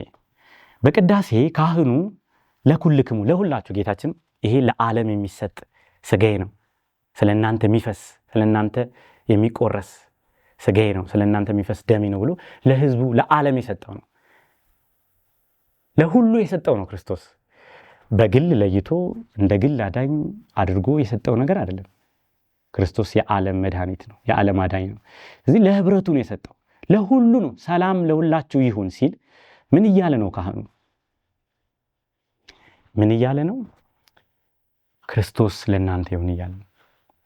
ሰላማችን ክርስቶስ ስለሆነ በኢትዮጵያ ሊቃውንት ሰላም የሚለውን ማስታረቅ ብለው ሲተረጉሙት እናገኛለን። የሚያስታርቁ ብፁዓን ናቸው የእግዚአብሔር ልጆች ይባላሉና የሚለውን ሰላም የሚለውን ቃል ነው የተጠቀሙት። እኔም ከነሱ ጋር ተስማምቻለሁ። ሰላም መታረቅ፣ አንድነትን የሚያሳይ ጉዳይ ነው። ሰላም መቀራረብን የሚያሳይ ነው። በእኛና በእግዚአብሔር መካከል ልዩነት ነበረ። በፍጥረትና በፍጥረት መካከል ልዩነት ነበረ። ማለት ልዩነት ማለት ክፉ የሆነ ልዩነት፣ ቅራኔ ያለው የሚያገፋፋ ልዩነት ነበር። የሚያሳስብ አይደለም፣ አንድ የሚያደርግ አይደለም፣ ክፉ ልዩነት ነበር። አሁን ክርስቶስ ያንን ሰብሮታል፣ አንድ አድርጎናል። ስለዚህ ሰላም ለኩልክሙ ሲል እኛ ምን እንላለን? በዜማ ሲሆን እንዴ ሰላም ለእናንተ ይሁን ከመንፈስ ጋር ምናምን ይባላል አሉ አንዳንድ ቤተክርስቲያን። እሺ በአማርኛ ሰላም ለእናንተ ይሁን ከመንፈስ ጋር የሚለው አንተን ከሚያሰራ ከመንፈስ ቅዱስ ጋር ማለት ነው።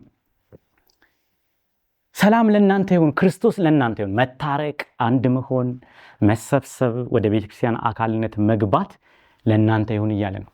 ፍቅር ለእናንተ ይሁን ማለት ሰላም ፍቅርን የሚያሳይ ማለት ከእግዚአብሔር ጋር በክርስቶስ በኩል እንሁን ማለት ነው። እርስ በራሳችን አንድ አካል አንድ ብልቶች እንሁን ማለት አንድ አካል አንድ ብልት እንሁን እንዳለው ቅዱስ ጳውሎስ ማለት ነው። አንድ አካል ይቅርታ አንድ አካል እንሁን ያለው ማለት ነው።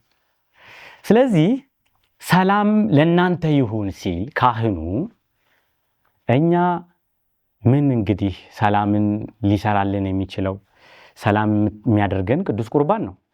እሱን ደግሞ በሚስጢር የሚለውጥ የሚሰራ የሚከውን መንፈስ ቅዱስ ነው ቤተክርስቲያን ላይ የሚያርፍ ማለት ነው። እና አንተን ከሚያሰራ ከመንፈስ ጋር ይሁን እያልን ነው ማለት ነው።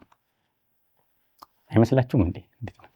እሺ እስቲ የኔ ጥያቄ ነው፣ ይህንን የአንድነት እንዴት ነው እየኖር ነው ያለው? ግን ምን ትላላችሁ? እንግዲህ የአንድነታችን በር መንገድ የሆነው ሚስጥረ ስጋዌ ስለ ሚስጥረ ቁርባን ብዙ እንድናስብ የሚያደርገን ነው። እግዚአብሔር ከኛ ጋር አንድ የሆነበት የአንድነታችን በር የተከፈተበት ነው። ሚስጥረ ቁርባን እኛ ከእግዚአብሔር እርስ በራሳችን አንድ የምንሆንበት ነው። በዚያ በር ገብተን የምንኖርበት መንገድ ነው። የምንሻውን አንድነት፣ ሰላም፣ ፍቅር፣ ህይወት ሁሉ ምንጩና መገኛው በክርስቶስ በቤተ ክርስቲያኑና በምስጢር ውስጥ ነው። ይሄን ነው ማወቅ ያለብን። ስለዚህ ሰላም ለእናንተ ይሁን የሚለው ለአንድነት የሚጠራን ህይወት ነው። እንግዲህ በዚህ ሰላም ለእናንተ ይሁን በሚለው ህይወት ውስጥ ምንድን ነው የምናስበው? ድህነት እንዴት ነው የሚታየው? ብዙ ጊዜ ድህነትን ከመቁሰል ጋር፣ ከመታመም ጋር፣ ከመጉደል ጋር፣ ከማጣት ጋር አብዝተን እናየዋለን። ድህነት ግን ከእግዚአብሔር ጋር መኖር፣ መቀራረብ፣ እርስ በርስ መታረቅ፣ መተቃቀፍ፣ መቀራረብ ማለት ነው።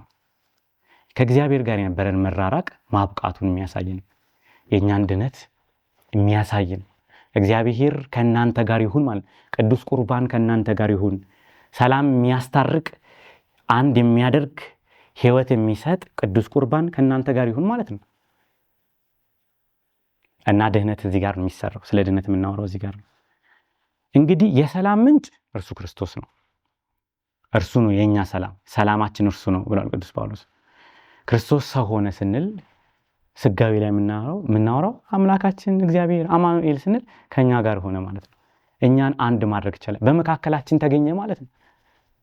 እና አሁን መራራቅ፣ ከእግዚአብሔር ጋር መራራቅ፣ ከፍጥረት ጋር አለመስማማት በእኛ ዘንድ የለም ማለት ነው። ድህነት ማለት ወደ እግዚአብሔር መቅረብ ነው የድህነት ትርጉም። ይህንን ደግሞ ክርስቶስ አስችሎናል። ወደ እግዚአብሔር የምንቀርብበት አቅም ሰጥቶናል። ድህነት ይሄ ነው ትርጉሙ። ድህነት ማለት መቁሰል፣ የቆሰለውን ማድረግ ከሚለው ከፍ ያለ ትርጉም አለው።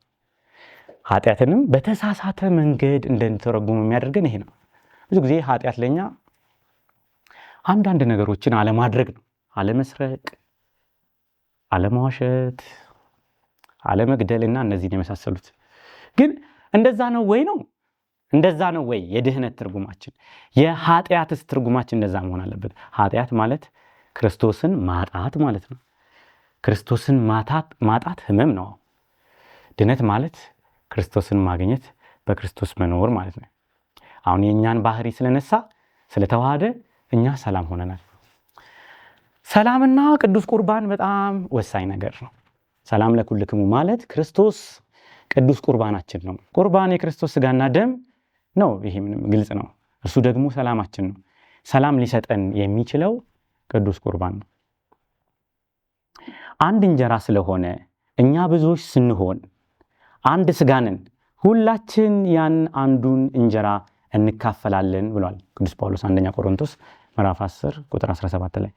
አንድ እንጀራ ስለሆነ እኛ ብዙዎች ስንሆን አንድ ስጋ ነን። አስቡት፣ አንድ ስጋ ነን።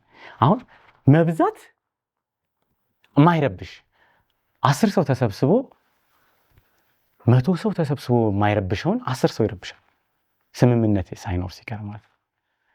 መብዛት ብዛት አይደለም አንድነት የሚያመጣው። ወይም በአንድ አይዲዮሎጂ ዶክትሪን ምናምን ዶክትሪን በትክክል ካመናው ይሰበስባል። ግን የሆነ የተጻፉ ህጎች አይደለም የሰበሰበን የቅዱስ ቁርባን ነው፣ የክርስቶስ አካል ማለት ነው።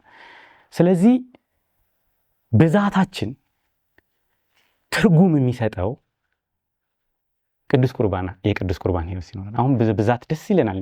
ብዙዎች ነን፣ በህዝብ ብዛት ብዙ ስለሆን ሰው እንኳን ወደ ሌላ ሲሻገር ሲስት ሲያዳልጠው ምናምን በቃ የቀነሰብንና ሰው ያነሰን ነው የሚመስለው። እና መኖራችንን ራሱ የምናረጋግጠው በብዛታችን ነው። ግን የብዛታችን ትርጉም የሚሰጠው በቅዱስ ቁርባን ህይወት ስንኖር ነው።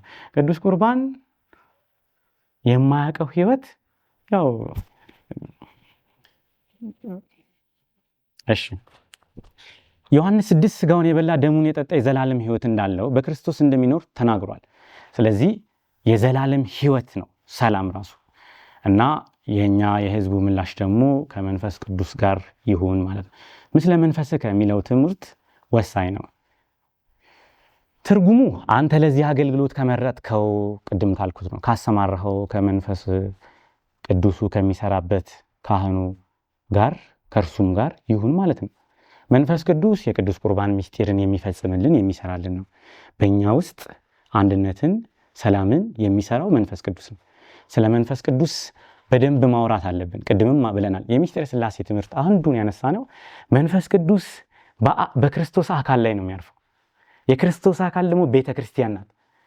ቤተክርስቲያን ላይ ይሰራል መንፈስ ቅዱስ። ስለዚህ መንፈስ ቅዱስ በእኛ ውስጥ አንድነትን፣ ሰላምን ይሰራል ብለን እናምናለን እና ይሄ ሰላም ከንስሐ ጋር ይታያል። ንስሐ አስፈላጊ ነገር ነው ብቻ አይደለም፣ ንስሐ ህይወታችን ነው። ንስሐ ማለት ከእግዚአብሔር ጋር መኖር ማለት ነው። የንስሐ ትርጉም እሱ ነው። በንስሐ አለመኖር ማለት ከእግዚአብሔር ጋር አለመኖር ማለት ነው። በሰላም አለመኖር ማለት ነው። በአንድነት አለመኖር፣ ከእግዚአብሔርም ከፍጥረትም እርስ በርስም ሳይስማሙ መኖር ማለት ነው እና ንስሐ ገባን ማለት የቅዱስ ቁርባን ህይወት ጀመር ማለት ነው። የቅዱስ ቁርባኑ ህይወት የሚያስከትለው ንስሐ ነው። ንስሐ ሳንገባ መቼም አንቀበልም። ንስሐ ገባን ደግሞ ንስሐ ተገብቶ ደግሞ የማንቀበልበት ምንም ምክንያት የለም፣ እውነተኛ ንስሐ ከሆነ ማለት ነው። ንስሐ ለዚህ ህይወት ወሳኝ ነው። ከእግዚአብሔር ጋር የነበረን መታረቅ መቀበልን የሚያጸናልን ነው። በኃጢአት የጠፋውን የእግዚአብሔርን መልክ ለኛ የተሰጠውን ማለት በእኛ ላይ ያለውን የእግዚአብሔር መልክ፣ የእግዚአብሔር መልክ ማለት ፍቅር፣ እውነት፣ እምነት፣ ህይወት፣ ተስፋ፣ እነዚህ ሁሉ የእግዚአብሔር መልኮች ናቸው። እኛ ግን ያው በኃጢአታችን ይሄን አተናል። ጽድቃችን እንደ መርገም ጨርቅ ተቆጠረ። ብንሰራ እንኳን ጥቂት ነው። እናም ጽድቅ አልሆነም ነበረ። ግን አንዳንዶች ደግሞ አካሄዳቸውን ከእግዚአብሔር ጋር አድርገው ከእግዚአብሔር የተነሳ ሞት ያላገኛቸውም መኖራቸውን ግን ደግሞ መርሳት የለብንም። ግን ብቻ መልካችን ጠፍቶ ነበረ። ከዛ በኃጢአት የጠፋውን የእግዚአብሔርን መልክ በእኛ በልጁ በመመለስ በማደሱ በመለወጣችን ህይወታችን አዲስ ህይወት ሆኗል ማለት ነው። ስለዚህ ንስሐ ዝም ብለን እንዲሁ የምናደርገው ነገር አይደለም። ንስሐ ማለት አምላክ ሰው ሆኗል፣ ሰው አምላክ ሆኗል፣ አምላክ እኛን አንድ አድርጎናል ብሎ ማመን ነው። ሚስጥረ ሥጋዌን ማመን ነው። ሚስጥረ ሥላሴንም ማመን ነው። ለአንድነት ህይወት በጣም ራሳችን መስጠት አለብን።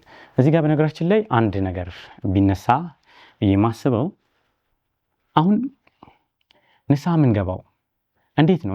እንዴት አስበን ነው? ንስሐ ለኛ አንደኛ ምንድን ነው እሱ ንስሐ? ሁለተኛ ንስሐ እንገባለን ስንል ምን እያልን ነው? አንዳንዶቻችን ንስሐ ስንገባ እንዲሁ ይቀላል። ንስሐ መግባት የሆነ የሚቀል ነገር አለው፣ ደግሞ ከፍ ያደርጋል። አሁን ንስሐ ገብተናል ከፍ ብለናል ያስብላል። ለራሳችን የሚሰጠን ትርጉም ነው እንጂ ከሌሎች ጋር ከወንድሞቻችን ጋር ከህብረቱ ጋር ከአንድነቱ ጋር ምንም የምናስለው ነገር ያለ አይመስለኝም። ሊኖር ይችላል ማለት በስነ ስርዓቱ ንስሐን ተረድቶ የሚኖር ሰው ይኖራል ብዬ አምናለሁ። ምክንያቱም ቤተክርስቲያን አለች። ግን የብዙዎቻችን ህይወት ግን የሚመስለው ግላዊ ነው። ሄደን ድብቅብቅ ብለን አንድ አባት ጋር ሄደን ከዛ ሹልክ ብለን ተቀብለን ምናምን፣ ወይም ደግሞ መቀበል ስንፈልግ ነው የምንቀበለው፣ መቀበል ሳንፈልግ ደግሞ መተው እንችላለን። ራስ ገዝነን ማለት በኮሚኒቲው በህብረቱ በአንድነት ውስጥ አይደለም የኛ የንስሐ ህይወት ማለት። ስንፈልግ እንቆርባለን፣ ሳንፈልግ መተው እንችላለን። ቁርባን የሚፈልገው ንስሐ ነው። ንስሐ የገባ ሰው መቁረብ አለበት። ከዛ ሌላ እንትን የለውም እና ህብረቱ ነው አንድነቱ ነው የሚመራን ወይስ እኛ ራሳችን ነው የምንመራው? እኛ በራሳችን ኦኬ እንዲህ ሲሆን ይሄን ሳመቻች እንዲህ ሳድርግ እንዲህ ሲሆን ነው መቆርበው የሚለው ንስሐን ብቻ የሚፈልገውን ከእግዚአብሔር ጋር ለመቅረብ ከእርሱ ጋር ለመኖር ራስን በንስሐ ማሳየትን ብቻ የሚፈልገውን ህይወት በማወሳሰብና ግላዊ በማድረግ ወደ ሌላ ነገር መምራትን ሊያመጣ ይችላል። እሺ እስቲ ሌላውን ደግሞ እርስ በራሳችን ስላለው የመታረቅ የመፈቃቀር ህይወት እናንሳ። ቅዳሴ ላይ ተአምሁ በበይናቲክሙ የሚለው ማለት ነው። ተአምሁ ምንድነው እሱ? እርስ በራሳችሁ ምንድነው ይለው? እዚች የጻፍኳት ነገር አለች፣ በቅርብ ከተገኘች ጥሩ ነው። ተአምሁ አገኘሁት። ቅዳሴ 99 ምዕራፍ። እሺ ምንድነው የሚለው? ፍጽምት ስለምትሆን ሰላምና ፍቅር ጸልዩ። መጀመሪያ የታመሁ የሚለው ታመሁ በቤናቲክሙ ከማለቱ በፊት የሚለው ምንድነው? ፍጽምት ስለምትሆን ሰላምና ፍቅር ጸልዩ ነው የሚለው። ከዛ ጸልዩ፣ ስለዚህ ፍጽምት ስለምትሆን ሰላምና ፍቅር ስላላት ስለዚች ጸልዩ። ተአምሁ በቤናቲክሙ የሚመጣው ከዚህ በኋላ ነው። እጅ ተነሳሱ ሲባል አንዴ በምስራቅ አንዴ በምዕራብ ምንም ወደ ሌለበት ደግሞ ልንዞር እንችላለን። አለማወቅ ነው። አውቀናልም ካልን እንዲሁ ሶር ብለን ሰዎችን ያወዳሉት እንላለን። ግን ፍጽምት ስለምትሆን ፍቅር ስላለባት ሰላምን ስለምትናገር እጅ መነሳሳት ምንድነው የምናውቀው? አንድነት መፈቃቀር ነው፣ መሳሳም ነው። ዲያቆኑ ከዲያቆኑ ጋር፣ ቄሱ ከቄሱ ጋር ይላል ሥርዓተ ቅዳሴው። ጳጳሱ ከጳጳሱ ጋር እጅ ይነሳሱ፣ ይሳሳሙ፣ ይፈቃቀሩ ማለት ነው። ይሄ በኢትዮጵያ ቤተክርስቲያን ብቻ ሳይሆን የፊት በሁሉ ቤተክርስቲያን ያለ ነገር መፈቃቀር ነው የሚያኖረን ቤተክርስቲያን ውስጥ። ክርስቶስ ፍቅር ነው። ክርስቶስ ፍቅር የሆነውን አምላክ ያለ ፍቅር መቀበል አይቻልም። ክርስቶስ ፍቅር ነው። ፍቅር ሲኖር ነው ሰላም የሚኖረው። አንድነት የሚኖረው ፍቅር ሲኖር ነው። ፍቅር ወሳኝ ነገር ነው እና ብንተቃቀፍ የሚያዋጣን አይመስላችሁ? ተቃቀፋላችሁ? ቀልድ ይመስላል። አሁን ለምሳሌ ቅዳሴ ላይ አንዱ ሲያቅፉ ምን እያደረጉ ነው? ገጥሟቸው አያውቅም ነው ወይስ ሲተቃቀፍ ሰው ማየታቸው አታውቁ? እሺ እንተቃቀፍ ግን። ለማንኛውም መተቃቀፍ ጥሩ ነው። እውነቴን እኮ ነው። እንዴት ነው አላስኬዳችሁም እንዴ? በእኛ አይምሮ መተቃቀፍ ራቃ ጉድ እኮ ነው። በጣም ይገርማል። ስለዚህ እርስ በርስ መተቃቀፍ መቀራረብን አንድ መሆንን የሚያሳይ ነው። ለዛ ነው በሲእምኑ ታገቦ ለወልደ እጓለ እመሕያው። እንደው የሰው ልጅ በዋናው ፍቅር መገለጫ ማለት በዋናው ፍቅር መገለጫ እንዴት አሳልፈ የሰውን ልጅ ነው ያለው ክርስቶስ። የሰውን ልጅ በመሳም አሳልፈ ትሰጣለህ። መሳም እኮ መቀራረብ ነው። አንድ መሆን እኮ ነው። ሰላም ማምጣት ነው። እንዴት የትልቁን የፍቅር መገለጫ እንዴት አደረገዋል ብሎ ክርስቶስ ይሁዳን የተናገረው ለዛ ነው። ስለዚህ ዓላማው እርስ በርስ መታረቅ፣ ይቅር መባባል፣ መፋቀርን ያሳያል። ይሄ በጣም ወሳኝ ነው። እንግዲህ በተቀደሰ አሳሳም ተሳሳሙ የሚለው እንዲሁ ዝም ብሎ የመጣ ደግሞ አለ። አንደኛ ቆሮንቶስ 16 ሮሜ 16ን ሁለተኛ ቆሮንቶስ 13ን ቅዱስ ጳውሎስ በተደጋጋሚ የሚያነሳው ነገር ነው። በተደጋጋሚ እና ይህንን ቃል ዝም ብለን ያመጣ ነው ሳይሆን ከቅዱስ ጳውሎስ ትምህርት የወሰድነው ነው። እንግዲህ በማቴዎስ ወንጌል ምዕራፍ 5 ቁጥር 23 ላይ ወደ መስዋዕቱ ስትቀርብ ወንድምህን ይቅር ሳትል ከሆነ ሂድና ይቅር በለው ይላል። ምን ማለት ነው? ለምሳሌ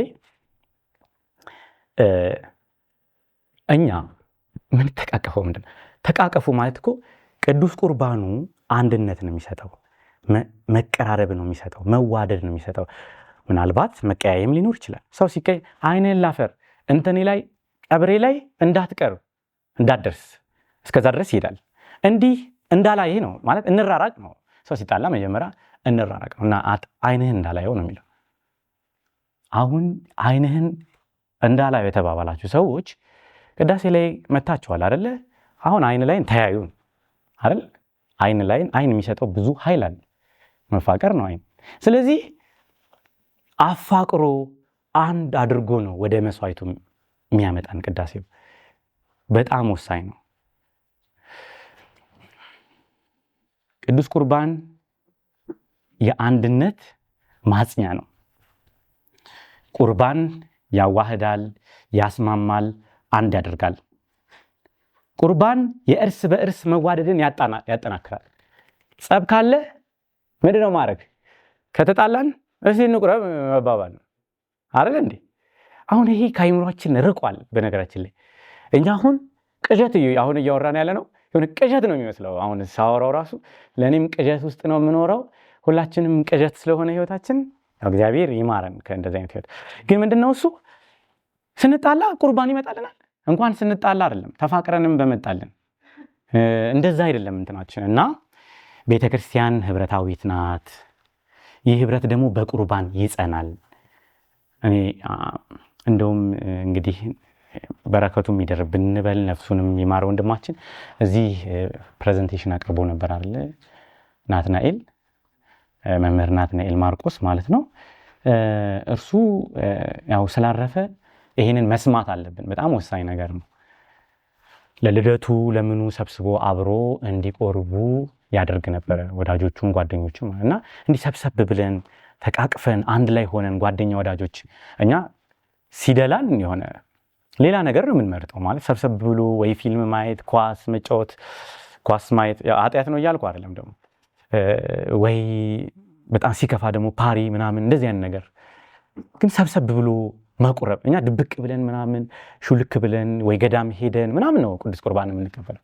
ይሄ በወዳጅ እንደ ሰብሰብ ብለን እግዚአብሔር እንዲያየን ጓደኛነታችንም ወዳጅነታችንም እንዲያጠነክረን ቅዱስ ቁርባንን ሰብሰብ ብሎ መቁረብ አንዱ የሚያደርገውን ቅዱስ ቁርባን መቀበል እጅግ ተወዳጅ ነገር አይመስላችሁ? እንደዛ አዋጣ። እሺ፣ ስለዚህ ፍቅር የሌለበትን ቁርባን ያው ትርጉም የለውም። ዋናው ቁርባን ፍቅር ነው። ልንቆርብ የምንችለው ደግሞ ከምንወዳቸው ሰዎች ጋር ነው። ሰው ለምንድን ነው ለትዳር በቁርባን የሚጋባው? የመጨረሻው እኮ የፍቅር መገለጫ ቅዱስ ቁርባን ነው አይደል? ማን እስቲ ፍቅርን ሊገልጽ ይችላል ከክርስቶስ ውጪ?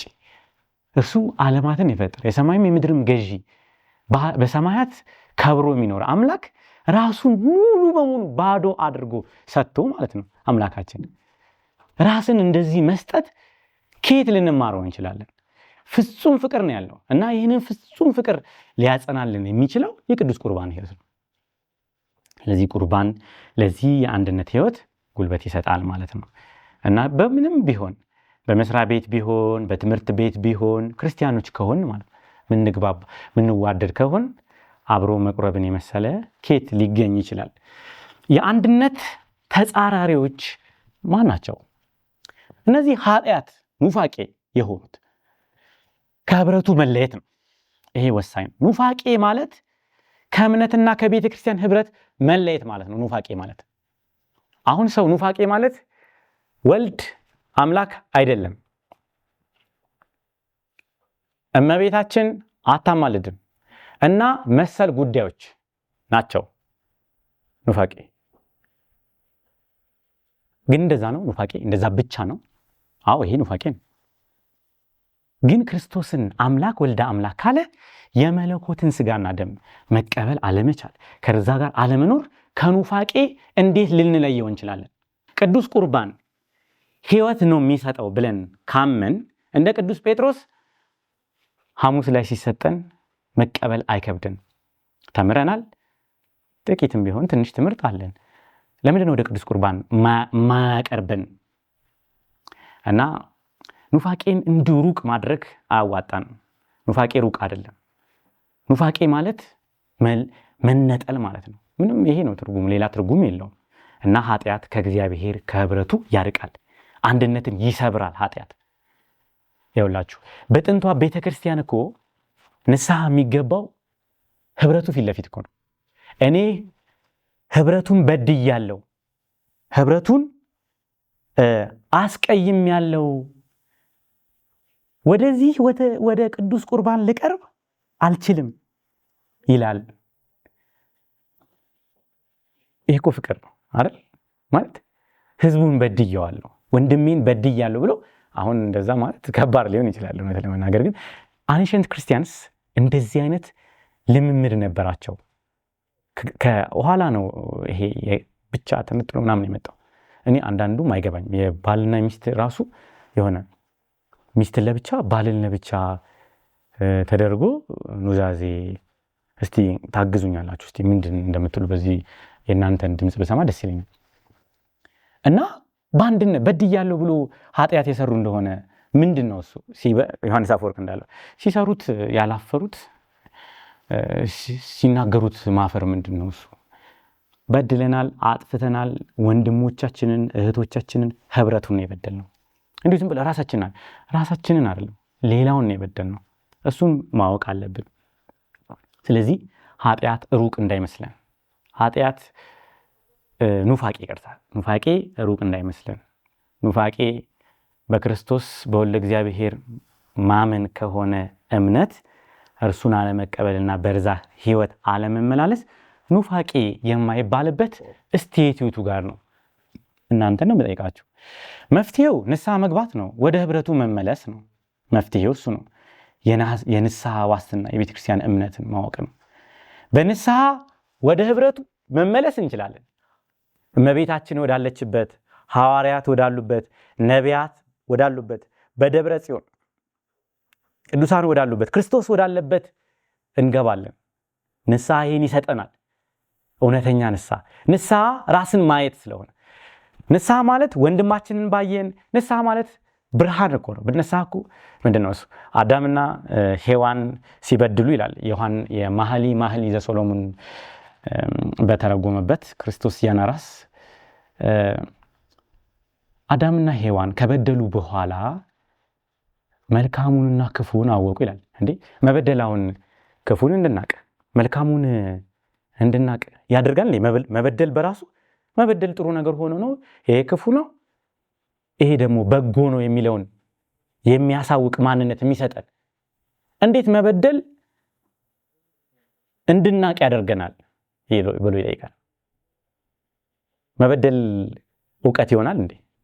ግን መበደል አይደለም። በደሉን አውቆ ሁሌ የበደለ ሰው የበደለውን ያያል። ለዛ ነው ኃጢአቴ ሁሌ በፊትህ ናት ይላል ዳዊት። ምን ማለት ነው ኃጢአቴ ሁሌ ምን ማለት ነው? አንተና ያለው ማለት እውነተኛ ንስሐ ውስጥ ያለ ሰው ማን ነው የሚያየው? እግዚአብሔር ነው የሚያየው፣ ራሱን አይደለም። እንዲህ ቢያው አሁን ንስሐ ገብቼበታለሁ፣ አሁን በቃ ይሄን አገኛለሁ። ይሄን አይሰጥም ንስሐ።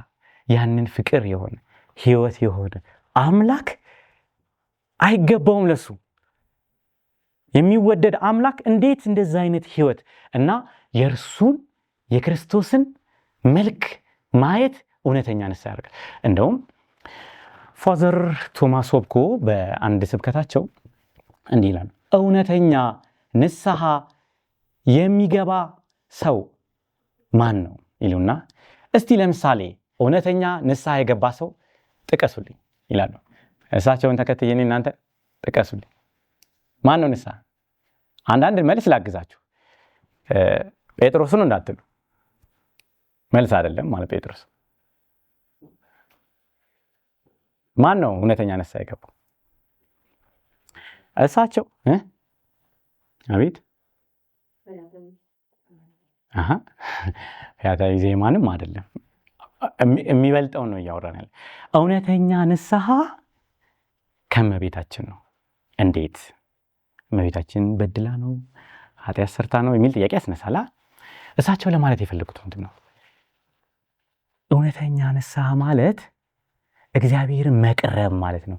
እግዚአብሔርን ማየት ማለት ነው። የእርሱ ብርሃን የመድኃኒታችን የጌታችን የኢየሱስ ክርስቶስ ብርሃን ሲወጣ የራስን ምን ማየት ነው? አቅም ማየት ነው። እንደ እመቤታችን ማን ነው እሱ ራሱን ሊያይ የሚችል? ምክንያቱም ክርስቶስን እንደ እመቤታችን የቀረበ የለም። ንስሐ እርሱን ማየት ነው። እኛ ራሳችንን የበደልነው በዚህ አድርገን በዚህ ገብተን እንዲሰርቀን ከሚለው ከፍ ያለ ነገር ነው። እርሱን በማየታችን የተነሳ ብርሃኑ ፊት በመቆማችን የተነሳ ምን ያህል ውስጣችን እንደቆሸሸ ለዛ ብርሃን እንደማይመጥን ማወቅ ነው። አስቡት፣ ከቅድስና ወደ ቅድስና ሲሄድ ደግሞ የእሱን ብርሃን አስቡት። ፍጥረት ደግሞ ለእርሱ ብርሃን ምን ሊሆን ይችላል? ከፍጥረት ሁሉ ከፍ ያለች እመቤታችን ናት። እመቤታችን እርሷ አይታው የሰው ልጅ ምን ያህል እንደማይደርስበት ታውቃለች። እንደ እመቤታችን ሊያውቅ ይችላል? ሊያውቅ የሚችል የለም። ትህትናም ራስንም ዝቅ ማድረግ በቅድስና ልክ ነው። አሁን እኛ እንደዚህ ብንል ምንም የሚሆንልን የሚያምርልን ነገር የለም። እንዲህ እኮ አይገባኝም በዚህ ገብቼ ምናምን ብንል ምን ያህል አይተነው ነው ክርስቶስን አለመገባታችንን በምን ያህል መጠን እናውቀዋለን? ውሸት ነው። እንዲነን ወይኔ እንዲያርጌ ምናምን ትንሽ ልንል እንችላለን። ግን ይሄንን የማለት አቅም የሚሰጠን እግዚአብሔርን ማየት ነው። እና ንስሐችን የሚሰጠን እግዚአብሔርን ማየት ነው።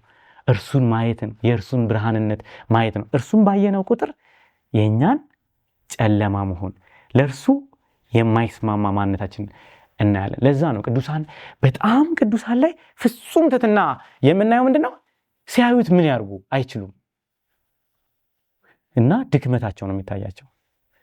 እኛ አሁን እነሱ ያሉትን ይዘን ሸምድደን ልንል እንችላለን። በሽምደዳ ማለት እንደዚህ በድለናል ይቅር ይበለን እግዚአብሔር ልንል እንችላለን። ግን አሁን የኛን ዜሮ ለማድረግ አለ ትንሽ ይኖረናል። ግን በትክክለኛ ንስሐ ለመግባት የምንችለው ወደ እግዚአብሔር ስንቀርብ ነው። ስለዚህ ንስሐ የክርስቶስን ፊት እንዲያሳየን መድከም አለብን። ለዛ ነው ጸሎት ስንጸልይ የጸሎት መጽሐፍቶቻችን ሁሉ እስቲ እናያቸው። ዶግማ ነው፣ ሃይማኖት ነው፣ አንድነት ነው፣ ሶስትነት ነው። ስለ እግዚአብሔር እንድናቅ ነው የሚያደርገን። ቅድምም እያነሳን ነበር። ቅዳሴያችንን እዩት፣ ሌሎችንም ጸሎት ሃይማኖታችንን እዩት። እንዲያርገኝ በዚህ ገብቼ በዚህ ወጥቼ ይሄ በራሱ ክፉ ነው እያልኩ አይደለም። ግን ከፍተኛው ግን እግዚአብሔርን በማየት የሚመጣው ማንነት ነው፣ ትክክለኛው ማንነት ማለት ነው።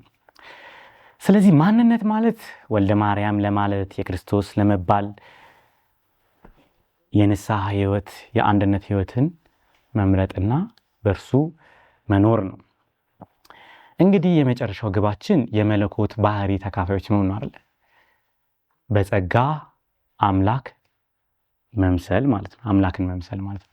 ይህ ሁሌ ሂደታዊ ነው። እግዚአብሔርን መምሰል ሂደታዊ ነው። ድህነት ሂደታዊ ነው ያልነው ለዛ ነው። መታረቅም እንደዛው ነው። መታረቅ ማለት ከመጣላት ጋር እኛ አይምሮአችን ውስጥ ስለያዘው ነው እንጂ ብዙ ላይገናኝ ይችላል። እውነት ነው፣ መጣላት ነው፣ እሱ በጣም የራቀው ነው። ድህነት ግን ይጨምራል። ይሄ ከትንሳኤውም በኋላ ድህነት ማለት ወደ እግዚአብሔር መቅረብ ከሆነ ወደ እግዚአብሔር መቅረብ ደግሞ የሚያቆም ነገር አይደለም። ወደ እግዚአብሔር መቅረብ ያቆማል። ኤፒክቴሲስ የሚሉት አለ የጎርጎርዮስ ትምህርት ማለት ምን ማለት መቅረብ መሄድ፣ ወደ እርሱ መሄድ ማለት በቃ ወደ እርሱ መሄድ። ይሄ ደግሞ ድነት ነው በቃ ለኛ ትርጉም። እና ድል ከነሳንም በኋላ ወደ እርሱ ስንሄድ እርሱን እየመሰልን ወደ እርሱ ስንሄድ የማይደረስበት ስለሆነ ማለት ነው። ይሄ ምስጢራዊ ህይወት ነው። አፖፋቲክ የሚባለው በጣም ምስጢራዊ ህይወት ነው። ስለዚህ ክርስቶስን መምሰል እጅግ ምስጢራዊ ህይወት ነው። እግዚአብሔርን መምሰል የማይደረስበት እና የመለኮት ባህሪ ተካፋዮች መሆን በጸጋ ማለት ነው። ይሄን በጥንቃቄ ስለዚህ ሰላም ለኩልክሙ የሚለው የጥሪና የህይወት ኑሮ እንዴት እንረዳው? ሰላም ለኩልክሙ ከእግዚአብሔር ጋርና እርስ በእርስ ለመታረቅ የቀረበ ጥሪ ነው። ሰላም ከእናንተ ጋር ይሁን፣ ክርስቶስ ከእናንተ ጋር ይሁን፣ አንድነት ከእናንተ ጋር ይሁን ማለት ነው። እርስ በእርሳችን እንድንፈቃቀር አንድ ካልሆን ወደ አንዱ መሄድ አንችልም። ይህንን ደግሞ መንፈስ ቅዱስ እንዲረዳን እየለመን ነው። ይህ ሰላም በክርስቶስ ሥጋ የተገኘ በቅዱስ ቁርባን የሚጸና ነው። በንስሐ በፍቅርና በመንፈስ ቅዱስ ኃይል የሚኖር የአንድነት ህይወት ነው። አንድ መሆን ምንድነው? አንድ መሆን ማለት ዘመናዊው የተለመደው ግንዛቤ ያለ የጋራ ዓላማ ሐሳብ ያላቸው ግለሰቦች መሰብሰብ፣ መደመር፣ እነዚህ ሁሉ አንድነቶች ተብለዋል። ይህ ግን የዚህ ወሰንነት ግን በፍጹም የክርስቶስን እንደ አንድ ልብ መካሪ እንደ አንድ ቃል ተናጋሪ እንደሚባል አንድ ልብ አንድ አካል የሚሆን ምስጢር አይገልጽም። ተግባባን? የጋራ ዓላማ፣ የጋራ ሐሳብ፣ መሰብሰብ፣ መደመር ምናምን የሚባሉ ነገሮች አንድ ልብ አንድ አካል የመሆንን ምስጢር አይገልጽም። አንዱ በሌላው ሕያው አይሆንም ማለት ነው። መደመር ይሄም ነው አንድ ቋት ውስጥ የሚገቡት። እኛ ግን አንዱ በአንዱ ህልው ይሆናል፣ ልክ እንደ ቅድስት ሥላሴ ማለት ነው። ድንቅ ነው። ጌታ በጸሎቱ እንግዲህ በዮሐንስ ወንጌል ምዕራፍ 17 ቁጥር 1 ላይ ያሳየን እሱ ነው የአንድነት መሰረታችን ማለት ነው። ይሄንን በደንብ ማየት ያስፈልጋል ማለት ነው። እስቲ ትንሽ ስለ መስዋዕቱና በቅዳሴ ጊዜ ስለሚደረጉት ነገር ጊዜ ካለን ትንሽ ስለ መስዋዕቱ ትንሽ ነገር ላንሳላችሁና እንጠቅልለን እንጨርሳለን። እንግዲህ ምስጢረ ቁርባን የአንድነታችን በር ነው፣ መንገድ ነው፣ መስዋዕት ነው ብለናል። መስዋዕት ምንድን ነው? እሱ ይሄ በጣም ወሳኝ ነገር ነው። ለአንድነት የተፈጠረ ነገር የተሰበረ ነገር አለ። መጀመሪያ ለአንድነት ተፈጥረን ነበር፣ ተሰብረናል። ይሄንን የአንድነት ነገር ደግሞ የሚሰጠን ቅዱስ ቁርባን ነው። ስለ ቅዱስ ቁርባን አወራን። አሁን እነዚህን ያወራናቸውን ነገሮች በቤተ ክርስቲያን እስቲ በመስዋዕቱ ነው። መስዋዕቱ ቅዱስ ቁርባኑ ማለት ነው። እርሱ ራስን መስጠት ነው። የመስዋዕቱ መሰረት ክርስቶስ ነው አይደለ? ክርስቶስ ራሱን ለኛ ምን አለ? ሰጠን። ይሄ ራሱን የሰጠበት ፍቅር ነው። ሮሜ 12:1 ላይ ደግሞ ሰውነታችሁን እግዚአብሔርን ደስ የሚያሰኝና ሕያው ቅዱስም መስዋዕት አድርጋችሁ ታቀርቡ ዘንድ ይላል። እርሱ ራሱን እንደሰጠን እኛ ደግሞ ራሳችንን የምንሰጥበት ነው እንጂ ከህይወታችን ክፍል ቅዱስ ቁርባን አድርጋለሁ፣ በዚህ ደግሞ የሆነ ነገርን አድርጋለሁ፣ በዚህ ምንም አድርገን ብለን የምንይዘው ጉዳይ አይደለም። ቅዱስ ቁርባን ራሳችን ሙሉ በሙሉ የምንሰጠው ህይወት ነው። ቅዱስ ቁርባን ራሳችንን ባዶ አድርገን ለሌላው የምንሰጥበት ህይወት ነው። ግሪጎሪ ኦፍ ናዚያንዝስ ወይም ጎርጎሮ ዘንዚናዙ የሚባለው ታላቁ አባታችን በረከቱ ይደርብና እስካሁን የጠራናቸው ቅዱሳን አባቶቻችን በረከታቸው ይደርብን። አሜን አሜን። እሺ እነዚህ ቅዱሳን አባቶች እንዳስተማሩን ጎርጎሪዮስ ምን ይላል? ራስን ወይም ኬኖቲክ ሙቭመንት የሚለው አለ። ይሄ ራስን ባዶ የማድረግ እንቅስቃሴ፣ ራሳችንን ባዶ ማድረግ አለብን። ሸክማችን ይከብዳል። ራስን በመውደድ ራስን በማፍቀር በዚህ ዓለም ሐሳብ ልብ ይከብዳል። ገንዘብ በመሰብሰብ ቆርቆሮ በማከማቸት ድንጋይ በመከመር ልብ ሊከብድ ይችላል። ሐሳባችን እንደዛ ነው። ያንን የሚመጣውን ዓለም የማያስብ ህይወት ነው። ሰውነታችን እግዚአብሔርን ደስ የሚያሰኝና ሕያው ቅዱስን መስዋዕት አድርገን ልናቀርበው ነው መኖሪን የሚገባን። ቅዱስ ቁርባን ራሳችን ባዶ አድርገን ለሌላው የምንሰጥበት ነው። ስንመጣ ቤተክርስቲያን ምንድን ነው የምንለው? የሆነ ደስታ፣ የሆነ የተለየ ነገር ፍላጎት ኖሮ ነው የሚመጣው። ቤተክርስቲያን ሐኪም ቤት ናት፣ ግን ታማሚዎች ታሞ የሚመጡባት ነው። ህመሙ እዛ ሊጸና ይችላል። ሐኪሙ ሲነካካው ማለት ነው፣ ቁስሉ ቦታውን ሲነካው ህመሙ ሊብስ ይችላል። ቤተክርስቲያን ስንሄድ ለመታመም ሄደን እናውቃለን። ሰው ሊያሳመመን ይችላል። ለመታመም ቤተክርስቲያን ማረፊያ ናት፣ መዳኛ ናት። ግን ለመታመም ሄደን እናውቃለን። ምክንያቱም ራሳችንን ለመስጠት ነው የምንሄደው፣ ለማፍቀር ነው። ራስ መስጠት ደግሞ ምን ይላል? ያሳምማል አይደል እንዴ? ሳያሳምም የሚሆን ነገር ነው እንዴ? ማፍቀር ያሳምማል። ክርስቶስ ስላፈቀረን ነው የሞተልን። ታሟል። ካፈቀርን እርሱን ተከትሎ የሚመጣው ነገር ምንድነው? ህመም ነው። ዝግጁ ነን ወይ ነው ለመታመም? ቤተክርስቲያን ውስጥ ለመታመም ዝግጁ ነን ወይ? ምን ያህል ነው የተዘጋጀነው ለመታመም? ለመዳን ነው ዝግጁ ነው አይደል? እውነት ነው፣ ጥሩ ነው። ግን መታመም የሌለው መዳን አይደለም። ራስን ባዶ ማድረግ የሌለው መዳን ለሌላው ራስን ለመስጠትና ለአንድነት ህይወት አይጋብዝም። ራሱን ባዶ ያላደረግን ሰዎች ራሳችንን ለሌላው መስጠት አንችልም። እንዴት እንሰጣለን? ራስን ለመስጠት እኮ መቅለል ያስፈልጋል። አገልጋዮች አሁን ዲያቆናት ክንፎቻቸው የቀለሏቸው ይብላላ። ዲያቆናትን እንደዚህ ይላል። እና ራስን ባዶ ማድረግ ለሌላው ራስን ለመስጠት አያስቸግርም። እኛ ሰልፍ ሄልፕ ሰልፍ ምናምን ማት ራስን ለማጎልበት ጠንካራ መሆን ጥሩ ነው በነገራችን ላይ። ግን ጠንካራ ለሌላው መኖር ስንችል ነው። ለሌላው እኮ ራሱ የሚሰጥ ምን ያህል መታደል ነው። እና ጌታችን ራሱ እንዲሁ ዝም ብሎ ያለው አይመስለኝም። ይሄ አይመስለኝም ትለውቃል። እንግዲህ በዚህ ውስጥ ሸክማችሁ የከበደ ወደ እኔ ኑ እኔ ያሳርፋችኋለሁ አይደል? እና ራስን መውደድ ራስን ማፍቀር ሸክም ያስከብዳል። ራስን እንዲቀለን አያደርግም። ከባድ ነው። ስለዚህ ወደ ቅዱስ ቁርባን ስንመጣ ክርስቶስ ራሱን እንደሰዋ እኛም ራሳችን ለእግዚአብሔርና ለሌሎች እንድንሰጥ ተጠርተናል ማለት ነው። ለሌሎች ለመስጠት ነው የምንመጣው። ራሳችንን ማለት አካላችንን ልንሰጥ ነው የምንመጣው። ትምህርቱ ግን እንደዛ ነው ቢሆንልን ማለት ነው። ስለዚህ መስዋዕቱና የህብረቱ ህይወት መስዋዕቱ የተገነባው በህብረት ነው። መስዋዕቱ ቁርባን እኛን የሚያስተሳስርን አንድ የሚያደርገን ነው። ፍጥረት ሁሉ በክርስቶስ መስዋዕትነት ይጠቀለላል። ወደ ቤተ መቅደስ ስንመጣ ከፍጥረት ጋር ከሰዎች ጋር ከህብረቱ ጋር አንድ ለመሆን ነው። ቅዱስ ዮሐንስ አፈወርቅ ወደ ቤተ ክርስቲያን ስትመጣ ይላል አንደኛ ቆሮንቶስን በተረጎመበት መልእክቱ ወንድሞችን ይዘና ቅዳሴ ሲመጣ እንደዛ እንመጣለን። ወንድሞችን ሰብሰብ ብለ ማለት ነው ወደ ቅዱስ ቁርባን በህብረት በአንድነት ና ይላል። እንደዛ ነው መመጣት ያለበት። ስለመባው እናውራ እስቲ። በመስዋዕቱ መሳተፋችን የምንገልጽበት አንዱ መንገድ መባ ነው። የመባ ህይወት ተወከፍ መባን እንላለና መባችንን ተቀበል እንላለን አይደል? ምናምን ዜማ ሰው አይደለም እንጂ ይልላችሁ ነበር። መባችንን ምንድነው? ተወከፍ መባኦሙ ለአሃው ወተወከፍ መባኦን ለአሃት ይላል አይደል? መባቸውን ተቀበል። ከዛ በኋላ ካህኑ ከዛ በፊት ደግሞ እንደዚህ ብሎ ብዙ ይላል። አሁን ጊዜውም ሄዷል። ጊዜ ካገኘው እናንተን ከሰጣችሁኝ አነብላችኋለሁ። ቅዳሴ ላይ ብዙ የመባ ጸሎት አለ።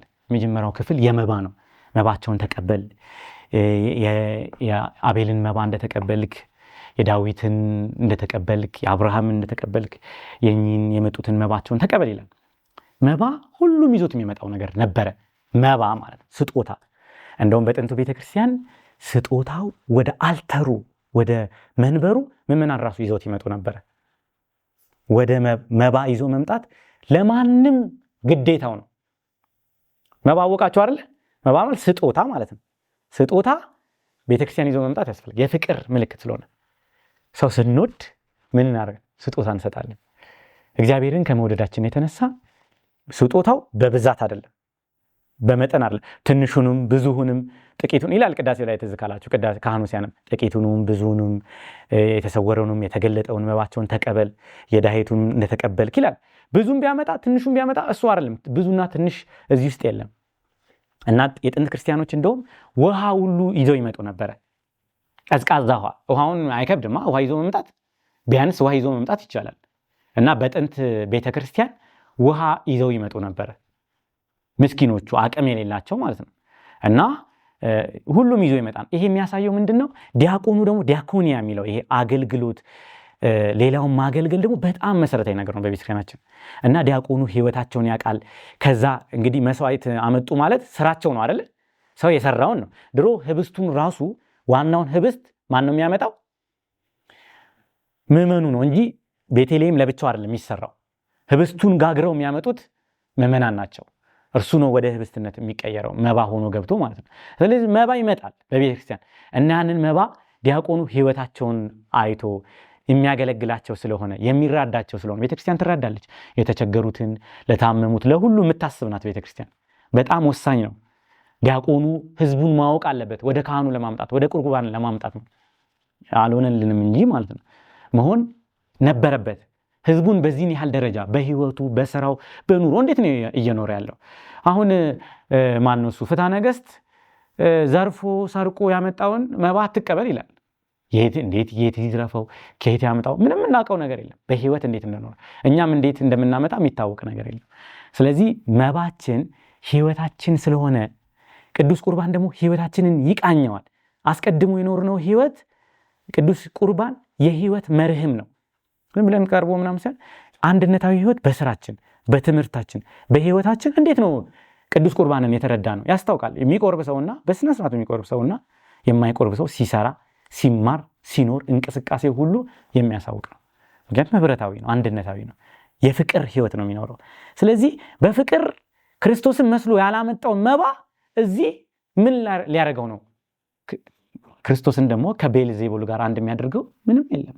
በኃጢአት በበደል በመቀማት በመርገጥ ሌላዎቹን ዝቅ በማድረግ የሚመጣ መባ ቤተክርስቲያን የምትለካው መባ አይደለም፣ ስፍርም የለውም። ስለዚህ ወደ ቤተ መቅደስ ስንመጣ ከፍጥረት ጋር ከሰዎች ጋር ከህብረት ጋር አንድ ለመሆን ነው። ፍጥረቱን ህብስቱን እንደተሰበሰበ ይላል ቅዳሴው ላይ።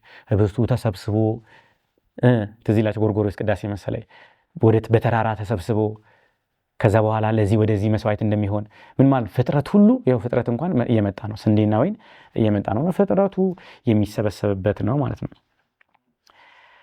እንግዲህ በመባ ውስጥ ምስጋና የመዘከር ህይወት ዳግም ምጽአት አለ። ብዙ ረጅም ስለሆነ እንዳላረዝምባችሁ ቢበቃን ጥሩ ነው።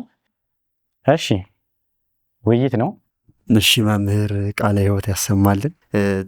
በጣም አጠር እያረኩኝ ጥያቄዎችን ልቀጥል። የመጀመሪያው ሳዊሮስ ዘስሙናይን ጠቅሰው መንፈስ ቅዱስ ከአብ እስከ ወልድ ይሰርጻል የሚል ነገር ሲናገሩ ነበርና እና መስረጽ ማረፊያ ይፈልጋል። ቤተክርስቲያን ላይ ነው የሚያርፈው የክርስቶስ አካል ስለሆነች እና እስከ ወልድ ይሰርጻል ሲባል እንደዚህ አይነት ንግግሮችን እንዴት ነው በእኛ ቤተክርስቲያን ብዙ ይሰማል ወይ? አሁን ኮንቴምፖራሪ ቴዎሎጂያን ካቶሊክ አካባቢ መንፈስ ቅዱስ በወልድ በኩል ይሰርጻል ከአብ ከዛ በወልድ በኩል ይሰርጻል። ስለዚህ ስለሚያልፍ በወልድ በኩልም የደብል ፕሮሴሽንን ማለት ነው ፕሮሲድ ያደርጋል ከወልድም የሚለውን ይደግፋልና እዚህ ላይ ምን ይላሉ? አንድነቱን ለማንሳት ብለው ስላነሱ መንፈስ ቅዱስን። እሺ ሁለተኛ ጥያቄ ደግሞ ሲያወሩ ድንገት የሰማሁት ነው። እኛ ሰው ወደቀ ስንል ከአኗኗሩ ኩነቱ ዝቅ አለ ከኩነቱ በተያያዘ ነው እንጂ ባህሪ ጎሰቆለ ምናምን አንልም እና በጣም እቺ ቃል ትንሽ ብትብራራ ነው። ሐሙስ ላይ ጌታ እንደ አርብ ሊሰቀል ሐሙስ ነው አይደል ስርዓተ ቁርባን እየሰራው ሐዋርያት ሐሙስ ዕለት ስጋው ደሙን ተቀብለዋል እንላለና ጌታ ደግሞ ስጋውን ደሙን የቆረሰው አርብ ነው ከመሆኑ በፊት እንደ ትላንት ሪል ስጋው ደሙን ነው የሰጣቸው። እዚህ ላይ ይሄ ትራንስብስታንሺዬሽን እነሱም ሲያነሱ ነበር። ይሄ ተለውጧል ነው ኮሰብስታንሺዬሽን ነው ወይስ ልክ አሁን ታቅቦ ባለበት በፍጹም ተዋህዶ ሰው ሆነ ስለምንል ህብስትነቱን ሳይለቅ ስጋ ወልደ እግዚአብሔር ሆነ ወይኑም ደግሞ ወይንነቱን ሳይለቅ ደሞ ወልደ እግዚአብሔር ይሄ እንዲህ በታቅቦ ነው እንደዚህ እንዲህ አይነት ነገር ነው የኛ ቤተክርስቲያን የስጋው ደሙ ትምህርት። ከዚህ ጋር እንዳው ተያይዞ መለኮት የተዋሃደው ነፍስ የተለየው ስጋ እና ደም ነው የምንቀበለው ይባላል። ይሄ ሪሊ ምን ማለት ነው? ሙሉ ክርስቶስን አንቀበልም አያሰኝ? ኦኬ ነፍስ የተለየው መለኮት የተዋሃደውን ስጋ ብቻ መቃብር ውስጥ ያለውን ብቻ አይነት ነገር እንዴት ነው ይሄንን? እሺ መሰግን አንዳንዶቹን ያው እንደሚነሱ ማሰቢያቸው ነበረ። መጀመሪያ እኔ ራሴ እንደመላሽ አድርጌ አይደለም ማስበው። ይሄ መጀመሪያ መታወቅ አለበት። ግን ካነበብኩትና ምናልባት አብረን በውይይት የምናስተካክለው ነገር ካለ እናያለን። ከአብ እስከ ወልድ ይሰርጻል የሚለውን ነገር ለምንድን ነው የፈለግኩት? መጀመሪያ የመንፈስ ቅዱስን ስራ ቤተክርስቲያን የጰራቅሊጦስ ቀን መሆኗን ራሱ አላነሳሁትም። በችኮላ ብዙ ሰፋና ትቼው ነው እንጂ ስለ መንፈስ ቅዱስ ስለ ጰራቅሊጦስ ቀን በቅዱስ ቁርባን እንዴት እንደሚነገር አንዱ ነበርና የቤተክርስቲያንን ከመንፈስ ቅዱስ ጋር መስራት ለማንሳት ስለፈለኩ ነው ያነሳሁት። ከአብ እስከ ወልድ ይሰርጻል የሚለው ትምህርት አንደኛ ከአብም ከወልድም ይሰርጻል ማለት አይደለም።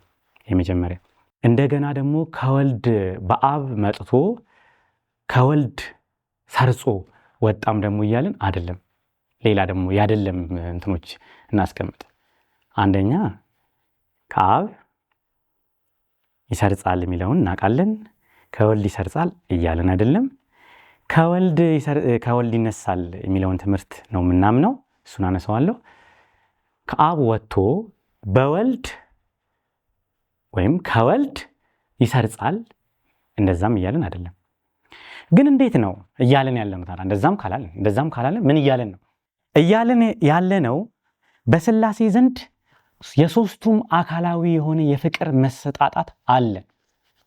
ለምሳሌ ፊሎኬን ሲያነሱ ዋናው ያሳሰባቸው ነገር በአብና በመንፈስ ቅዱስ መካከል መገናኘት አለ አይደል? አካላዊ የሆነ መገናኘት።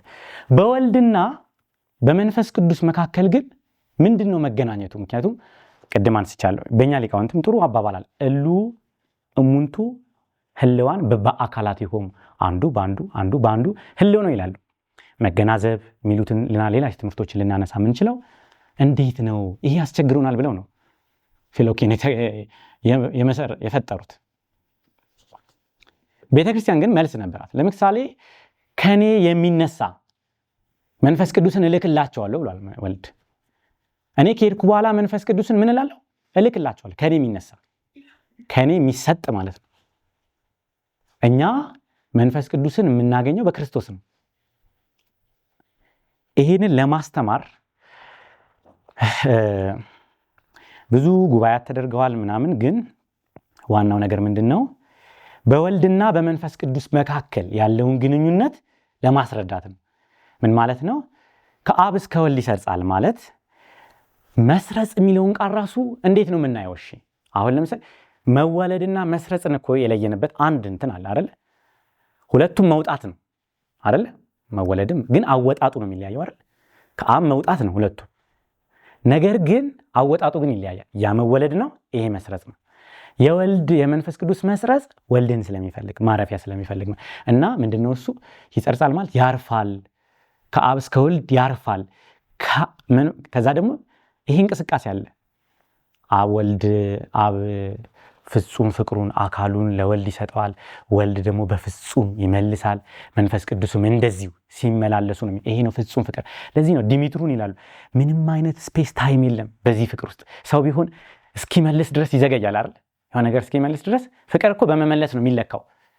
ያዝ ምን ወደውን ሰው ኧረ እንካ ወሰደው፣ እንካ እኔንም ውሰደኝ ይላል፣ እኔንም ውሰደኝ ይላል፣ ሙሉ ጠቅልለህም ይላል።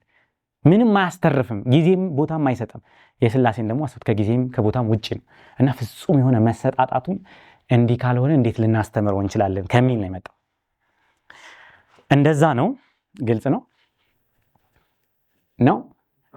እሺ ከኩነት ጋር በተያያዘ እና ባህሪ የሚለወጥ ነገር አይደለም። መጀመሪያ ማወቅ ያለብን ባህሪ አይለወጥም። የሚለወጠው የባህሪ አኗኗር ነው። ሳዊሮስ ዘአንጾኪያ እንዲህ ይላል። ለምሳሌ እስከ ኖህ ዘመን የነበሩ ሰዎች 1000 ዓመት መኖር ይችላሉ። ከኖህ በኋላ ያሉ ሰዎች ደግሞ አይችሉም አይደለ? ባህሪያቸው ነው የተለወጠ ይላል አይደለም። የባህሪያቸው አኗኗር ነው። ባህሪ የሚለወጥ ነገር አይደለም። የባህሪ አኗኗር ግን ይቀየራል። የአዳምም እንደዛው ነው የሆነው። ባህሪው እንዴት ይቀየራል? ባህሪ ከእግዚአብሔር የተሰጠ ነው፣ የሚቀየር ነገር አይደለም። የባህሪ ኩነቱ ግን ይቀየራል። ግልጽ ነው። ኩነት ማለት አኗኗር ማለት ነው። ቅድም እንዳልነው ለምሳሌ ሁላችንም ሰው ተብለን ከ1000 በፊት ማነው እሱ ከኖህ በፊት ያሉ ሰዎች 1000 ነው የሚኖሩት። አሁን ግን 1000 እንኑር ቢሆን የሚሆንልን ይመስላችኋል? በኒውትሪሽን በምናምን እስቲ ይሞክሩት። ያዋጣል? ሊመጣ የሚችል ነገር አለ። ባህሪያችን ግን እንደ ኃጢአት አንቆጥረውም። ከስጋዊ በኋላ የባህሪያችን ነው። ለምሳሌ ማልቀስ፣ መታመም፣ እነዚህን ኩነቶች ሁሉ ክርስቶስ ተዋህዷቸዋል። ኩነትን ሁላ ተዋህዷል። ህመማችንን ተካፍሏል። መታመም ታሟል፣ መሞት ሞቷል። እነዚህ ኩነት ነው። እነዚህን ኩነታት ተካፍሎናል ክርስቶስ። ይሄን ኩነት ማለት ነው። ስለዚህ አሁን መታመም ሞትም ለክርስቶስ ነው፣ ህይወትም ለክርስቶስ ነው፣ ህመምም ለክርስቶስ ነው። በረከታችን ነው ማለት ነው። ኩነቱም ቢሆን ማለት አሁን በአዲስ ኪዳን በዕለተ ሐሙስ የሆነው ነገር እንዴት ነው? በዕለተ ሐሙስ ምንድን ነው የሆነው? በዕለተ ሐሙስ ያቺ ቀን ዛቲ ዕለት ዮም የምትባለው ማለት ቅዳሴያችንም ዮም ነው። ቅድምም ያነሳሁት እሱ ነው። ዘላለማዊ ሰዓት ማለት ነው። ሳይሰቀል እንደተሰቀለ ይሰጣቸዋል። እየነገረን ነው። በቃ ከጊዜ ሐሙስ አርብን ስትቀድማት ነው የምናውቀው። አሁን ግን አርብ መታለች። በምን አይነት አመጣጥ እንዳመጣች እግዚአብሔር ነው የሚያውቀው። ሳይሰቀል ይሄ ስለናንተ የሚፈሰው ደሜ ነው፣ ይሄ ስለናንተ የሚቆረሰው ስጋዬ ነው አለ። ይሄ ምስጢራዊ ጊዜ ነው። እኛ ለዛ ነው ወደ ምስጢር እንገባ። እኛ ታሪካ ምን ዘክር ሰዎች አይደለንም። የበኩር የቤተክርስቲያንን ሊቀ ካህናት የሆኑትን ማን ነው መልከ ጼዴቅን ምናምን አስብ ይላል እዚህ ጸሎተ መባ ላይ። የቤተክርስቲያን ሊቀ ካህናት የሆኑትን አሁን የቤተክርስቲያን ሊቀ ካህናት እንዴት ነው የሚሆኑት? ቆይ አሁን ይሄ እኮ በጣም እኮ የሚገርም እኮ ነው። ምስጢር ነው የሚያስብለው። ከቅዱሳን ጋር ያለፈውን የሚመጣውን ባሁኑ እንድንኖር የሚያደርገን ህይወት ነው ይሄ ህይወት። ስለዚህ እጅግ ድንቅ ነው ይሄ ሰዓት። ለዛ ነው የሚስጢር ሰዓት፣ የቅዳሴ ሰዓት፣ የዘላለም ሰዓት፣ የምጽአቱ ሰዓት ተብሎ የሚጠቀሰው ማለት ነው። ስለዚህ የምጽአት ሰዓት ውስጥ ገብተናል። ይሄ ባህሪ የቤተክርስቲያን እኔ የደረስኩበት እኔ የማውቀው ህብስቱ ህብስትነቱን ሳይቀይር ልክ እንደ ስጋዊ ማለት ነው። ወይኑ ወይንነቱን ሳይቀይር በፍጹም ተዋህዶ ነው ስጋ መለኮት ደመ መለኮት የሆነው ነው እኛ የምናምነው በፍጹም ተዋህዶ። ለዛ ነው ምንድነው እሱ ህብስቱ መርዝም ሊይዝ ይችላል ብለን አንስተናል። ሊይዝ ይችላል ግን ቢይዝም እንሞትበታለን እንጂ አንተው። ተግባባን? ይሄ ምንም ህብስትነቱን አይቀይርም። ምክንያቱም እግዚአብሔር በመስዋዕቱ በህብስቱ ፍጥረታትን ሁሉ ጎብኝቷል። አዳም ደግሞ መክበበ ፍጥረት ነው። ስለዚህ በህብስቱ ላይ የምናየው ነገር አዳማዊነትን ፍጥረታቱን ሁሉ ነው። ፍጥረታት ሁሉ ኢንካርኔትድ ሆነዋል በዚህ ነገር ማለት ነው። ስለዚህ ህብስትነቱን ባህሪውን እንዲቀይር የኛ ትምህርት አይደለም። ይሄ የሌሎቹ ወደዛ ወደ ምዕራብ ያሉ የታመሙ ሰዎች ትምህርት ነው። ስለዚህ ይህንን ትምህርት እኛ አንቀበልም። እዛም ላይ እኮ አሳይቷል እሱ ይሄን ትምህርት እኔ አልቀበልም። የቤተክርስቲያን ትምህርት አይደለም ይሄ። ይሄን መቀበል ብዙ ነገር ነው የሚያበላሸው። ተበላሽቶም አይተናል። ስለዚህ እንደዚህ አይነት ትምህርት የለንም። ንስሐና ስጋው ደሙን መቀበል አሁን ይሄንን ንስሐ የገባ ሰው ነው የሚያወራው። ግን ምንድነው እሱ የንስሐን ትርጉም ትንሽ ከፍ አድርጎ ማየት ግን ይፈልጋል። ንስሐ ማለት ለኛ ምንድነው እሱ? ንስሐ ማለት ቅድም በዳሰሳው ላይ እንዳነሳሁላችሁ ከህብረቱም አንድ መሆን ከክርስቶስ ከእግዚአብሔር ማህበረ ሥላሴ ውስጥ መግባት ወደ ክርስቶስ አካል መጠቅለል የምጽአትን ህይወት መቅመስ መልመድ መኖር ነው የንስሐ ህይወት ማለት ነው። ይህንን ማንኖር ከሆነ ያው እንግዲህ ከማህበሩ እየተለየን ነው ማለት ነው። ከማህበር መለየት ነው አንዱ ኃጢአት ማለት ነው። ጽድቅ ማለት በእግዚአብሔር መሳም ማለት በክርስቶስ መሳም በክርስቶስ ውበት መሳም ማለት የክርስቶስ ውበት የሚባሉት መልኮቹ ፍቅር ነው፣ እውነት ነው፣ እምነት ነው፣ ተስፋ ነው። እነዚህ ኢነርጂ የምንላቸው በቴዎሎጂ ምናምን ማለት ነው። ይሄንን ውበት አተን ነበር። ይሄን ውበት ተመልሶልናል። ይሄን ህይወት የማንኖር ከሆነ መልካችን ጠፍቷል። መልኩ ደግሞ የጠፋ አይታወቅም። በፐርሶና እንኳን በሰውነት እንኳን አንታወቅም። ጭላት ያለው መልኩ እንትን ያለ ሰው ምን እንደሆነ አይታወቅም። የሚታወቀው እከሌ ነው የሚባለው በኮሚኒቲው ነው። መልኩን የሚያዩ ልክ በመስታወት ነው አይደል? እኛ በመስታወት መልካችን እንዳያለን በወንድሞቻችን በህብረቱ በአንድነቱ እኛ መሆናችን ራሳችን የምናየው እንጂ በራሳችን ራሳችን ማየት አንችልም። ይሄ ቤተክርስቲያን ትምህርት አይደል፣ ኢንዲቪጁዋሊስቲክ የሆነ ትምህርት ነው። ራስን ማፍቀርና ሌሎችም ትምህርቶች የተረገሙና የተወገዙ ይሁን የምንልበት ነው እዚህ ጋር ማለት ነው። ራስን ማፍቀር የሚባል ነገር የለም።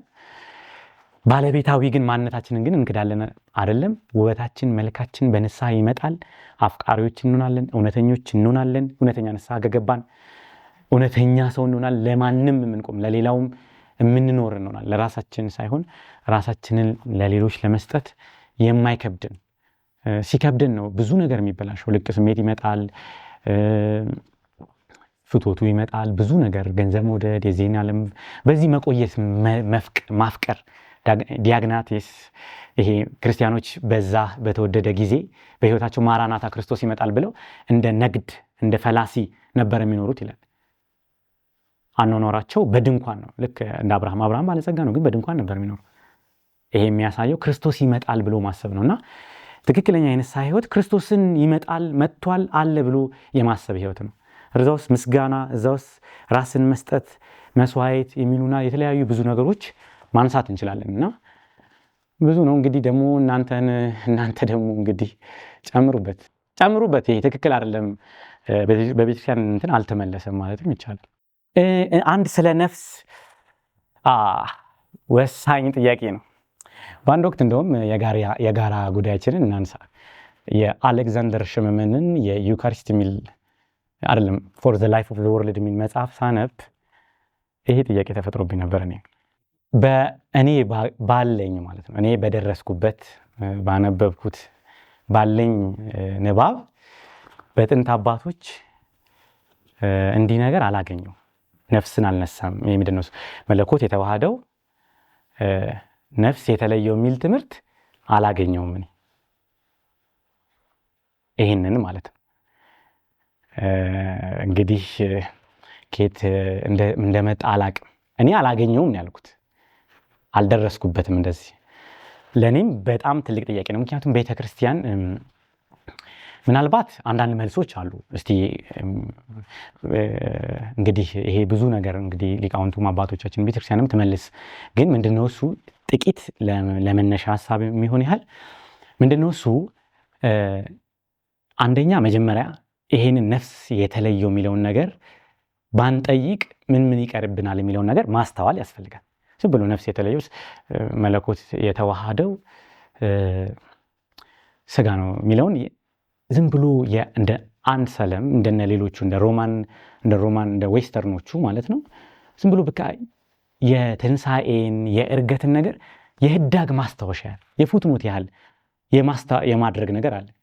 በቁርባን ላይ የክርስቶስን መስቀል ላይ ብቻና ብቻ ማየት እውነት ነው። በመስቀል አንዳንዶች ሲያራቁት በመስቀል ትንሳኤውንም እርገቱንም አሁንም በአባቱ ቀኝ መቀመጡንም ማየት እንችላለን።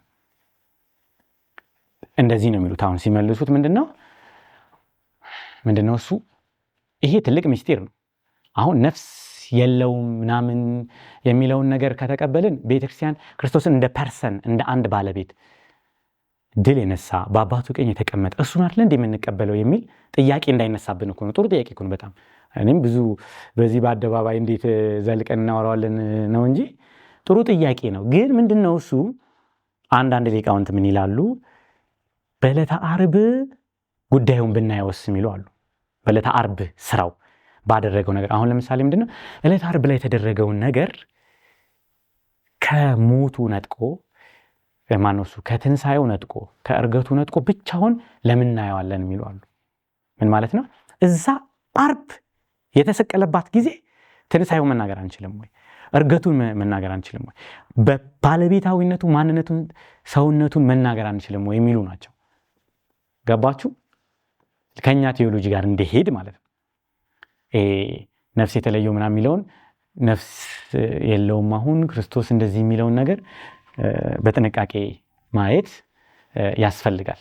ግን ምንድነው እሱ የኛ አባቶች ሊቃውንት ኢትዮጵያ ቤተክርስቲያን የኛ አባቶች እንግዲህ በኢትዮጵያ ቤተክርስቲያን ያሉ አባቶች ሊቃውንት ፍርሃታቸው ደግሞ ክርስቲያኖች ነፍሰ በላ እንዳይባሉ የሚልም ደግሞ ከዛ ጋር የተያዘ ቅድም ስጋ በላ ሲባሉ ነበር። አሁን ደግሞ በወረፋ ከዛ ለመጠበቅ ነው አንዱ። ግን ደግሞ ምንድነው እሱ በዚህኛው ትርጓሜ ብንቀበላቸው ጥያቄንም እየጠየቅን ደግሞ ብናሳድገው ጥሩ ይሆናል። ጠቅላላ የቤተክርስቲያንን እንደ ፐርሰን እንደ አንድ ለማየት በጣም ትልቅ ጥያቄ ነው ብዬ አስባለሁ። የቀረ ጥያቄ አለ? እንግዲህ መድኃኒታችን ኢየሱስ ክርስቶስ ከዚህ አንድነት ከሚሰጠው ህይወት እንድንሳተፍ በእርሱም እንድንኖር የዘላለምን ህይወት እንድንቀምስ የእርሱ መልካም ፈቃድ ይሁን። ወስብሐት ለእግዚአብሔር።